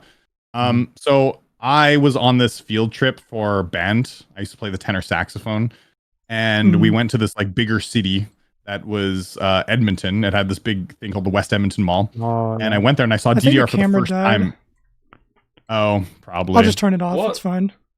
Oh no, it looks good on Discord. I don't know what's going on. It It definitely doesn't matter. exists. Oh, I that can was see on it on my the- end. Oops, sorry. Yeah, I think that's an OBS thing. Yeah, no, Yeah. it's because it was on top of it. Sorry. It's no problem. I mean, as long as people can hear, as long as people can hear me, it's I no thought big deal. Finn left and I was fixing it. No. So I got into DDR. I went into I was in band and I went to the arcade because I'm a big gamer. Always got to check out the arcades. And I saw this dancing game. I was like, oh my god, that looks awesome. That looks so cool. And there were these two dudes here. There were two dudes here. They looked like they were Japanese, and they were just crushing it. They were just like going nuts. I mean, it was DDR first mix. It was the very first DDR. So there weren't like super hard songs yet on there, but they were like, they were doing the hardest songs on there. And I was like, that looks so fun. So I went up to try, and it was way harder than I expected. I did like just a normal difficulty song, but I got my ass kicked and I failed. I lost like my $1 because if you got game over, then it's just like, that's it. See ya. You just like fail right away, lose your money. Like, oh, what a jack. And these guys just like laughed at me. Oh my god. And I was like, oh my. They were just like, oh, come on, get off. And like they like kind of brushed me off and like because they had to wait for me. And I was like, oh my god, these guys were such like pricks, dude. Jesus. And anyways, they did that to me. And then they left. And then once they left, I was like, oh, but I still love this game. Like that was so fun and thrilling. And I was getting like better, a little bit better. I was just doing like basic songs. And then I was like, okay. So I loved that. I just loved that experience. It was like my first rhythm game. I was like, I just got addicted to it. But in my home city, there was no DDR. So I was like, what do I do? There's no DDR here. So you know what I did is, you know how like on DDR it shows the arrows going up the screen? Yeah. So what Yeah, I did yeah. is I downloaded the song, and then online I made my own like arrow combinations, and I printed out pieces of paper that had like the arrows that showed like what to do for the songs, and I just posted them on the wall, and I made a dance pad out of like cardboard, and I like was practicing in my house just with like paper and cardboard. Like I made my own like dance pad, and I just like played the song on like a track, and I was like doing it, and I was like, okay. So I did that for a bit. But then they had like the home version that came out, but it wasn't ever on American systems. There was only like a home version in Japan at the time. So I modded my PS1 with like a chip you could put into it. So I modded it so I could play like other region games. So I modded my PS1 to play Japanese PS games because they used to be region locked. Mhm. And then I bought a dance pad from Japan. All costs. I used to make money because I delivered newspapers, so I saved up all my newspaper money, making like $150 a month when I was like 9 years old. It was pretty cool. So I had like a newspaper route, saved up some money, and then I bought like the home version of DDR. So I got really good at the game when I bought the home version with like this fold-out dance pad. I got really good at the game. And then I went back to that same place, West Edmonton Mall, like a year later. And they had like the newer versions of it there. And same thing, different people. There looked like there were like some Japanese people and like a couple other people. But anyways, they were just like, they were doing great at the game. You know, they were like killing it, doing like some hard songs. But I was really good then. I was like top notch. So I went into play. I was like, there was like a big group like hanging out. They all knew each other, right? And I was like this outsider that came in. I was on a field trip for hockey at the time. And I went up and they're like, oh, okay. I was like, can I play? They're like, yeah. So I just go there and I did like a warm-up song. Like I started playing like a song that was like pretty hard, but like it was a warm-up for me, right? And they're like, oh, they're like, you're so good. Whoa. And the guy's like, This guy came up to me. He's like, can I challenge you? There was like the challenge mode in there where you could duel each other on there. And oh my God. the guy came up to me and he's like, I want to duel you. Like, I want to do a challenge against you. And I hadn't played like one of the hardest songs because I could do every song in the game. I could do every song on the hardest difficulty at that point. And the guy, he did the song that was pretty hard, but it wasn't as hard as I could do. And he did a challenge mode against me to see who would get like a better score. And I just fucking owned him so hard. And like, he was like acted like kind of cocky at the start, but I just like owned the fuck out of him. And I feel like I went back into that arcade where I had like been severely humbled like a year ago, and then I started doing like humbling. But I honestly wasn't shitty about it though. I was like, oh, good game, man. Like I was like nice. And then the guys were like, oh, cool. And then I started playing like the real hard stuff, and they were like, holy fuck, dude. I was like, yep, I played a lot last year. That's funny. That's a cool story. That is a real, yeah. All right, well, like... we have reached nearly the end. I only have one more question, and then we can read that dono from earlier and then get out of here. Sorry, we didn't have time to answer a bunch of other questions. It's been so long. All right, this is a curveball question. And I don't think you'll expect it. And the only reason I'm asking is because I don't know many people who have stories about this because I'm part of a different generation. You ready? Okay. Sure. If you want to answer it, you don't have to. Where were you on 9/11? What were you doing? Because everyone remembers that, right? Yeah, sure. So I went to school that morning. What time of day did 9/11 happen again? Like it was like early, wasn't in it? the morning. Like 8:40 something. Yeah. It was right in the morning. Cause I remember that day I went to school, and I had a friend who just came up to me, and sometimes he would tell me silly stuff a lot. So sometimes I was like, okay, bro. But he comes up to me and he goes, dude, someone flew a plane into the Twin Towers. What? And I was like, okay. I was like, you sure? But he was like, he had a smile on his face. And because he did, it was just like, because he's the kind of guy that when he gets shocked at something, he just kind of smiles, you know, like, whoa, stressful situation. You know, he's one of those kinds of guys. So he's just like telling to me with a smile. And I was like, no, I was like, come on. Okay, sure. He's like, no, seriously, Eric, it did. It was crazy. Like, it's all in the news now. And I was like, okay. So I was at school, and, you know, he told me about it, but no one else really talked about it. It was just him. And then when I went home that day, it was all over the news. And, I was just, it was pretty shocking. Yeah. So I was just at school, but for me, it was just a normal day. Being like addicted to games, like, holy, that was stressful. And then like, I saw what had happened and, you know, shocked. And then I just went, okay, I'm going to go play Final Fantasy X, which is what I was playing at the time. Yeah. Oh my God. Oh yeah, I'm in Canada. Mario time. Yeah. So like I It's been yeah, I long was enough. It's okay. I mean, don't get me wrong, I was shocked, like, wow, that's like Mm-hmm. devastating. But at the time, you know, I was You were on that grind. I was only in grade 10 at the time, so I wasn't I was like, I'm playing Final Fantasy X. Like I was also like my mom was watching the news and I was on a different TV in the same room, like playing Final Fantasy X, being like, holy shit, that's crazy. Okay, more gaming. God, that must have Jesus, been that's awkward. nuts. And then playing more. So You what? know, They like- fell over, dude. But like this mission, though. Yeah. Yeah. I mean, like, the thing is wow, it's shocking, but what am I gonna do about it? You know, like, Yeah. That's a good point. what am I gonna do as a Canadian guy up here gonna do anything about this? By the way, I'm American too. I'm a dual citizen because my mom's American, so she was really like devastated, you know, and I was also like, I was also devastated. I mean, it's like it was absolutely shocking, but and scary, right? But at the same time, I wasn't glued to the TV. I was just like, what am I going to do about this? There's nothing like, Yeah. no matter how sad or shocked I'm going to be, it doesn't change the fact that right now I just got home from school and I want to play some Final Fantasy X. So, Yeah. All right. 2 questions and then we out of here. These are basic, so we won't go on for too long. Okay, where is this? It was on the community post. I'm gonna find it real quick. It was... Here it is. Okay, so this comes from @ShayIsBub on YouTube, and it says, "Can the beanies return? I miss the beanies." well, I liked the beanies too, but the hats are just a little more comfortable. Just the way the headset sits on Yeah. the hat. Oh, I do like it. And the beanies, they can get hot and a little sweaty. So the hats breathe a little bit better. I don't know. I think I've graduated beyond beanies. I just don't like recording in them anymore. They can also get a little itchy. Depends on like what they're made of, the material. Oh yeah. I don't know. Yeah. I just like rocking the hats now. Yeah. Don't think I'm gonna be wearing many beanies. Maybe if I find like a really nice one. Or in the wintertime, I always bring one out for a little bit, but it's too hot in the summer as well. It's too hot in Korea in general. On like non-winter seasons to be wearing them inside.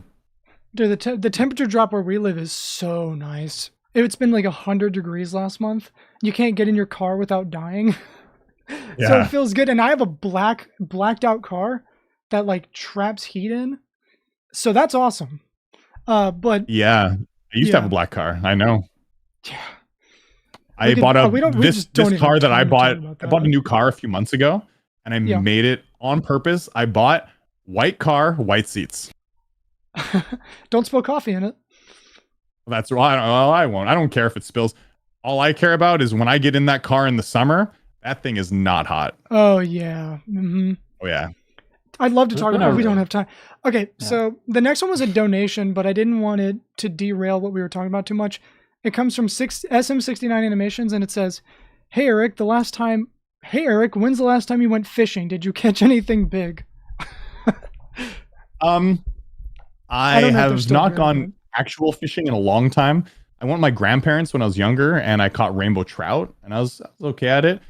Last time, there's a kids cafe close where it's basically just like a place where kids can go play, and they have like little plastic fish you can catch. And honestly, I kicked the shit out of all the kids there. I caught the most fish, so yeah. Do Big you want win me in to, my books? do you want me to send you the link to the community post so you can choose the last one? I mean, you just choose whatever. That's fine. Yeah, I'm just scrolling through because a lot of them are like, just very basic. Like, what's his hardest team? All right, I just want to find one that's kind of interesting. Oh, 1 sec. It's on the Dasher podcast thing, right? Yeah, I can send it. There's not too many. I Is feel it, like I want to give you the is it luxury. the announcement? Is it the announcement one? Yeah. Yeah, I sent it. Yeah. Okay. We do that, so we do it ahead of time just in case somebody has something really interesting. We can just pull from it, you know? For sure. Yeah, not to like get too sidetracked, but I thought about making a Discord server to like phone people in for like a minute or so. My dad gave me that idea. That's a really That is cool cool. idea.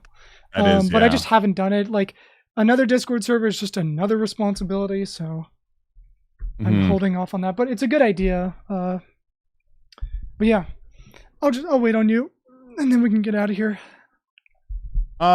Sure. So Here's an interesting one. What does your family think of you doing YouTube as a job? So, interesting thing about that is my kid doesn't really get it, you know? And my family, when I first moved to Korea, I told my parents, I was like, okay, so I can't find a job in Vancouver because I moved down to Vancouver at the time. I lived there for a couple years. I was like, I can't find a job here because it was the 2008 market crash. Oh, yeah. And I applied to go teach English in Korea. And they're like, oh, that's interesting. Thinking like I wouldn't. And then I got the job and I was like, I'm going to go to Korea now. They're like, what? What? Oh, so ever since then, ever since I've mentioned like something oddball, like I'm gonna try to make a YouTube channel to get a job. They're like, yeah, that's just a thing he does. He's kind of like, he does like not normal. He applies for like not normal jobs and irregular things. So they just like didn't really think much of it. My girlfriend at the time, though, who's now my wife, she used to come over to my place like every night. A lot of nights of the week after work, she'd come home to my place and chill. She didn't want to stay at her parents. So I told her, I was like, so you can't come to my place on weekdays anymore, only weekends. And she was a bit shocked, like, what? How could you do this? I was like, oh, I'm going to start a YouTube channel and maybe someday turn it into a business. But right now it's just a hobby, but I need to work on it every night. And when I started YouTube, I worked hard, man. I would go to school. I'd work from like 9 to 4, 8:30 to 4:30, 8:30 to 4:30. I'd exercise, then I'd come home and I'd work on YouTube until bed. And it was like every day I did that. Yep. And then on the weekends, I'd sometimes work, but mostly hang out with my girlfriend. And so I did that for like a couple of years and I was like going like pretty mental. It was like pretty stressful. But yeah, my girlfriend at the time was like not so sure about it. Okay, so we can't hang out as much because you're going to start this thing that's making you zero money. But in the end, like she questioned it a little bit, but then she's like, okay, I support it. Like go try it. And now she's like, oh, thank God I supported you. Thank God, you know, because it's turned into what it is now. But yeah, I mean, at first there was a little bit of like eyebrow raising. Huh? Okay, like do what you want, I guess. But then I never got serious pushback though. It was never like, go focus your time on something useful. Come on, like never. It was mostly just support, right? That's good. Yeah, I guess it's the same with anything where you're kind of making your own living rather than working for someone.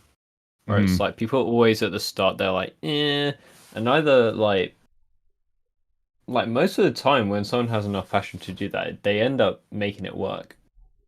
For sure. Oh yeah, 100%. Yeah. I mean, it's hard work, a little bit of luck, but it is also really hard work and being able to pivot in a certain way. A lot of people are really stubborn. Like for example, if I was stubborn and I didn't pivot my content to like more geometry dash focused content, I would have never been big. Because the people in like the horror gaming scene were just better at it or already were massively popular. It was so hard to break into. And so like if I just continued the trajectory that my YouTube channel was going on, I would have failed. But I was able to pivot it and find a way to enjoy it because I like rhythm games, and I was able to pivot to geometry dash, something that I enjoyed, but something I didn't expect the channel to go towards, you know? I didn't expect it all for me to be like where I am now. But I'm so fortunate that it did go that way. So you got to be flexible, hardworking, and a bit of luck, of course. Yeah. That's cool. Great, yeah. Awesome. Okay, last question. What's your hardest? Well, earlier we were talking about Climax Demon, and I'll tell you what. That's when I get really hard. No, I'm just kidding. Okay. Yeah. Oh God! No, Old sorry. EVW is coming back. Yeah, I know. Just kidding. I had to drop at least one of those in there. Yeah. Okay. Yeah. Dude, well, this has been some badassery, I think. Yeah. Guys, why didn't you get me to say it at the very beginning? I could have. I actually was thinking about that like a few days ago, and then it completely slipped my mind. God damn. Okay, well, I tell you what. Okay, so for the fans, tell you what. I'll do it once. Okay, are you guys ready? Yes. Yeah. Are you ready for some badassery?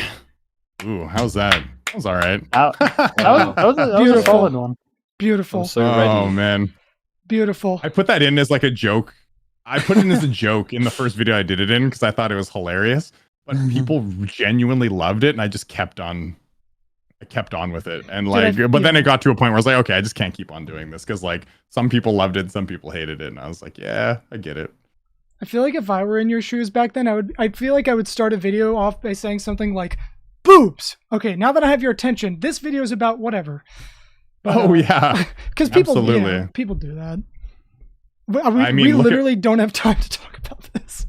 Look at my first ever video for Geometry Dash. Like literally the first sentence that comes out of my mouth was, What? you guys remember? Do you guys know? Something, I think I do.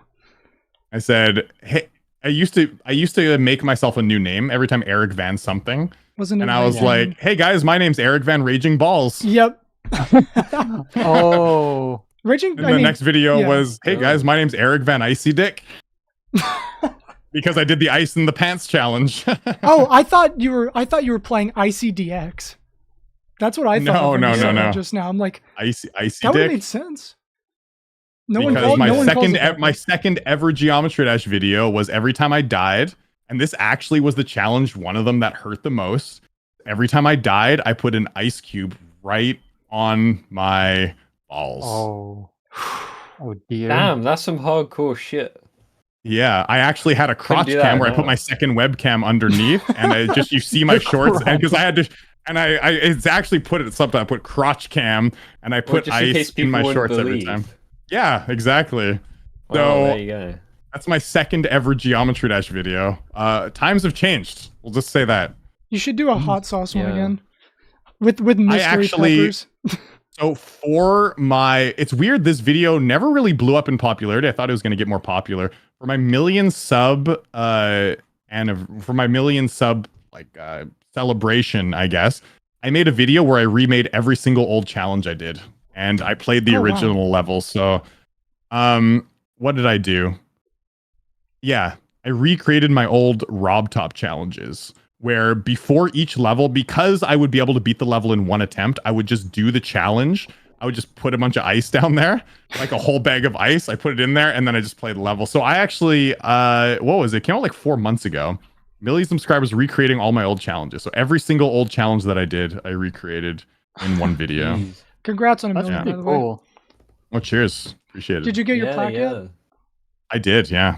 Oh, nice. Where is it? Can Yeah, I see they it? just changed the plaques like a few weeks ago, I think. Oh, They really? changed it so Oh, you just- dang. Did? You just get a little like block now that's in the shape of a play button, kind of like the 10mm one, but it's like Oh, in I the see. material of the 1mm one. Yeah. I mean, I'll bring it if you guys Yeah. want. It's in the living room. My kinda wife do put it wanna out see there. it. Yeah, that sure. that would be cool, yeah. Yes. Let's see it. Let's go. Alright. Go. I'm excited. Ooh. Someone said the plaque looks nerfed. I don't know what it looks like. I haven't seen it. They either. nerfed it quite a lot, yeah. So this is one of the final 1mm plaques. That's Actually, yeah, the that, same. that is pretty lucky then. That, Jeez. Actually, that kind of looks better. That's awesome. Unless like No, that's Yeah. the same yeah, design. that's the old one. Yeah. Yeah. Oh my god, I Yeah, it can looks pretty see cool. I could see the podcast from it. Yeah, that's right. Came in on there. Yeah. There you Oh, guys ring go. light. I need to buy a ring light. Dude, you're making like you know when you put a mirror in front of a mirror? Well, you get You're an doing that with your infinite face corridor. cam. Oh, that's right. It's infinite. You'd have to zoom in really far for that stuff. But yo, Alright, I got the old button. I don't know. It used to come like in actual like button form. Like my Yeah. silver Yeah. plate. You guys know what the old ones used to look like?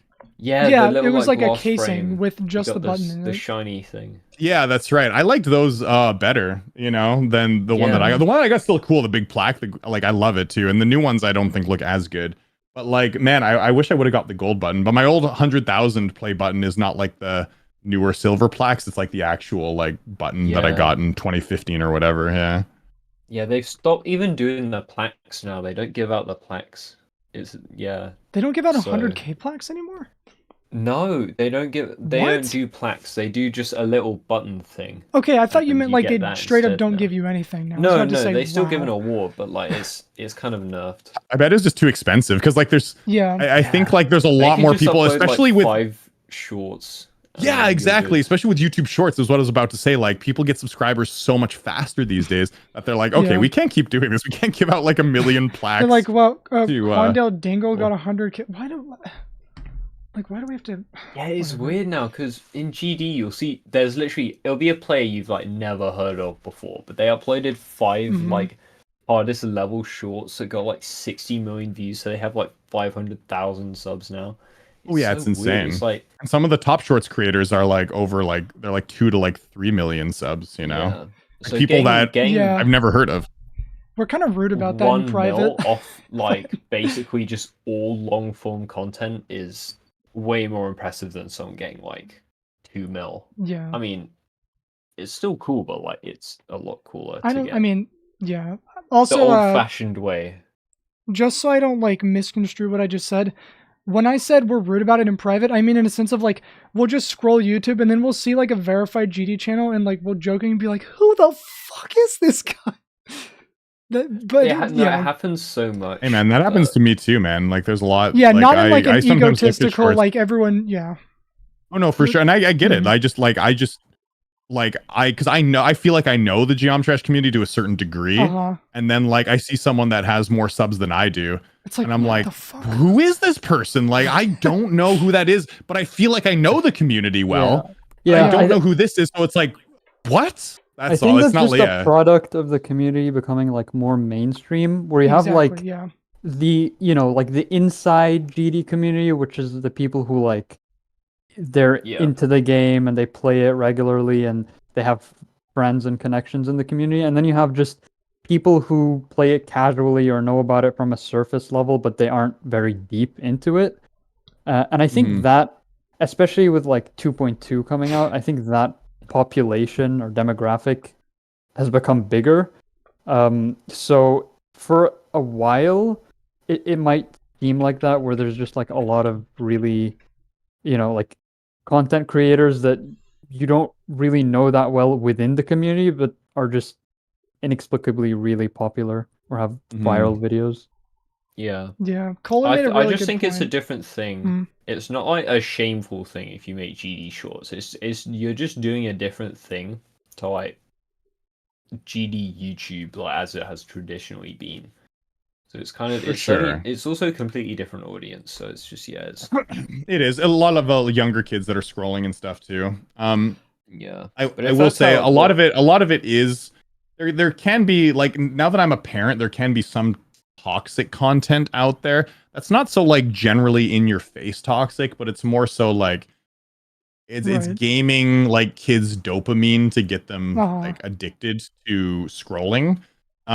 So like there are I would say certain things that can be toxic and detrimental like to a kid's psyche that a lot of these shorts abuse. I mean even adults too. Like there was a podcast I was listening to about like why people are getting so addicted to scrolling through YouTube shorts and like how it actually affects your brain. Yeah. It's Yeah, actually it's something 'cause like it's one so of the worst frictionless. addictions. Because it makes It's it makes other things in your life feel worse than they are from getting Yeah. addicted to YouTube shorts, because YouTube shorts can be like dopamine, Yeah. dopamine. I mean, Dopamine. we literally really just invented fast, right? something that can give you all the entertainment you want at any time, wherever you are, like instantly. So Yeah. it's kind of too powerful almost.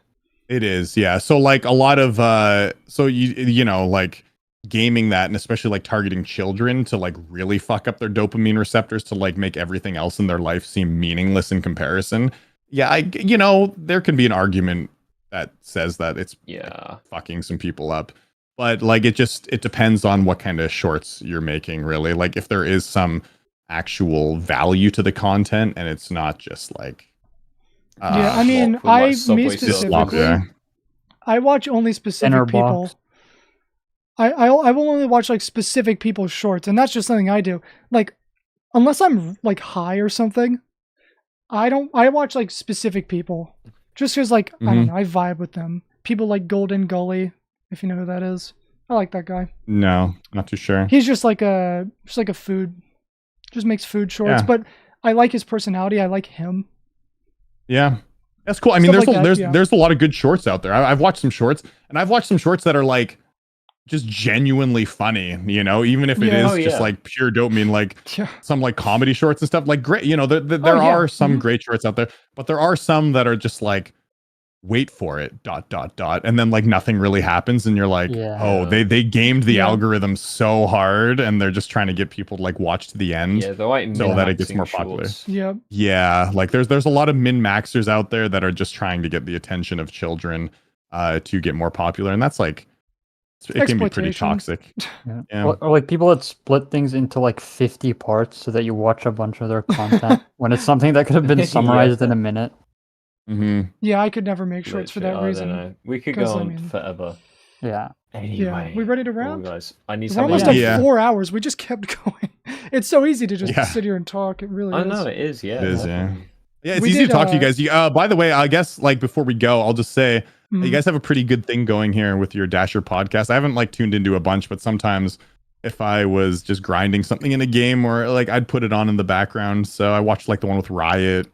I Yeah. watched the one with Kermal That one's and really a few good. others, but yeah, you guys you guys got some good stuff here. So Thanks. it's you That guys are means a doing lot. good. Yeah. Thank you. We did take 2 weeks off. Planning was just so complicated. Like, we've been reaching out to people, trying to figure shit out, but then like it becomes too late. And like, Yeah. Yeah. we try to not beat ourselves up over that, but this was pretty good. Oh no, never do it. Yeah, never Yeah, beat speaks yourself up about over that. missed content. You gotta Yeah. make sure that you know, even if you miss something, you just come back mentally strong for the next Yeah. one. Like whatever is Yeah. past is past. Just focus on the We're now. gonna You know. start. We're gonna start pre-recording some of them and maybe doing 2 a week, just to be more consistent. Because I have a love this. backlog? I love this Yeah. so much. It's I know so you guys fun to do. just talk to people. I love the Yeah. format. I love just jumping into a conversation and following bullet points instead of like a verbatim interview, because those are boring. Let's be honest. And just like talking to somebody, you know. I feel like that's sure. way more entertaining than just sitting someone down and being like, so how did you start playing? Like, that's so boring.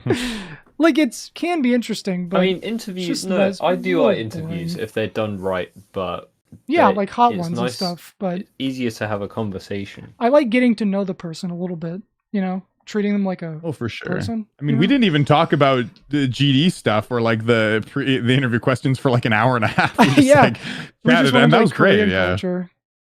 for sure. That was I great. mean, like, dude, we had when we did Novel Boy, we had to force ourselves to stop because we were going for nearly 5 hours. Like, Oh my that's like, God, okay, yeah. Yeah, just that- have him I back on was- later. Yeah. I was like up Yeah. till now, but we'd started 2 hours earlier. It was- yeah, Novel is I love that Novel guy. is fun to talk to because I you know what, I haven't talked to him in a long time and I need to talk to him again. But like in He's- like 20, he's doing 27 game design now. that's right. Yeah, his game dev stuff. Like I talk to him messages and kind of keep up with him like Mhm. once a year or something. But like, you know, we used to like chat a lot and did like races together and stuff in like 2017 to 2018. We used to be like good friends. So kind of miss him. Hope he's doing well. Yeah, I hope you've had fun. dude, it was awesome. Thanks Right. for coming yeah. on. Ever want Thanks for coming ever want on, me to man. come back? Yeah, I thank mean, you for waking up. we honestly didn't. There's so much more to talk about, but we got to go. If you guys Yeah. ever want me to come back on in like 6 months or something, I'll come back. You know. Oh yeah, no people will problem. scream Sounds at it. It's good. fine. You could come on with another YouTuber or something like that. We can work something out. That sounds good. We We really actually get want Aeon on Dim at some Rain. point. Oh, that would be nice. Yeah, I might as well spoil something. We're trying to get Dim Rain and Nighthawk. That's awesome. I've been having some trouble contacting Nighthawk, but we have a lot of stuff planned. The guest list is kind of big. It's growing. Yeah. But that's, it's good. We gotta go. I will talk about this stuff Yeah. later. Please, bro. I need my, That's it. That's please wraps. make my- Thanks for Yeah. coming on, man. Thanks for making the time. You're a very busy guy, and I'm glad I was in that server with you, so I could be like, hey, can you add me? But yeah, thanks, man. This was fun. Yo, cheers.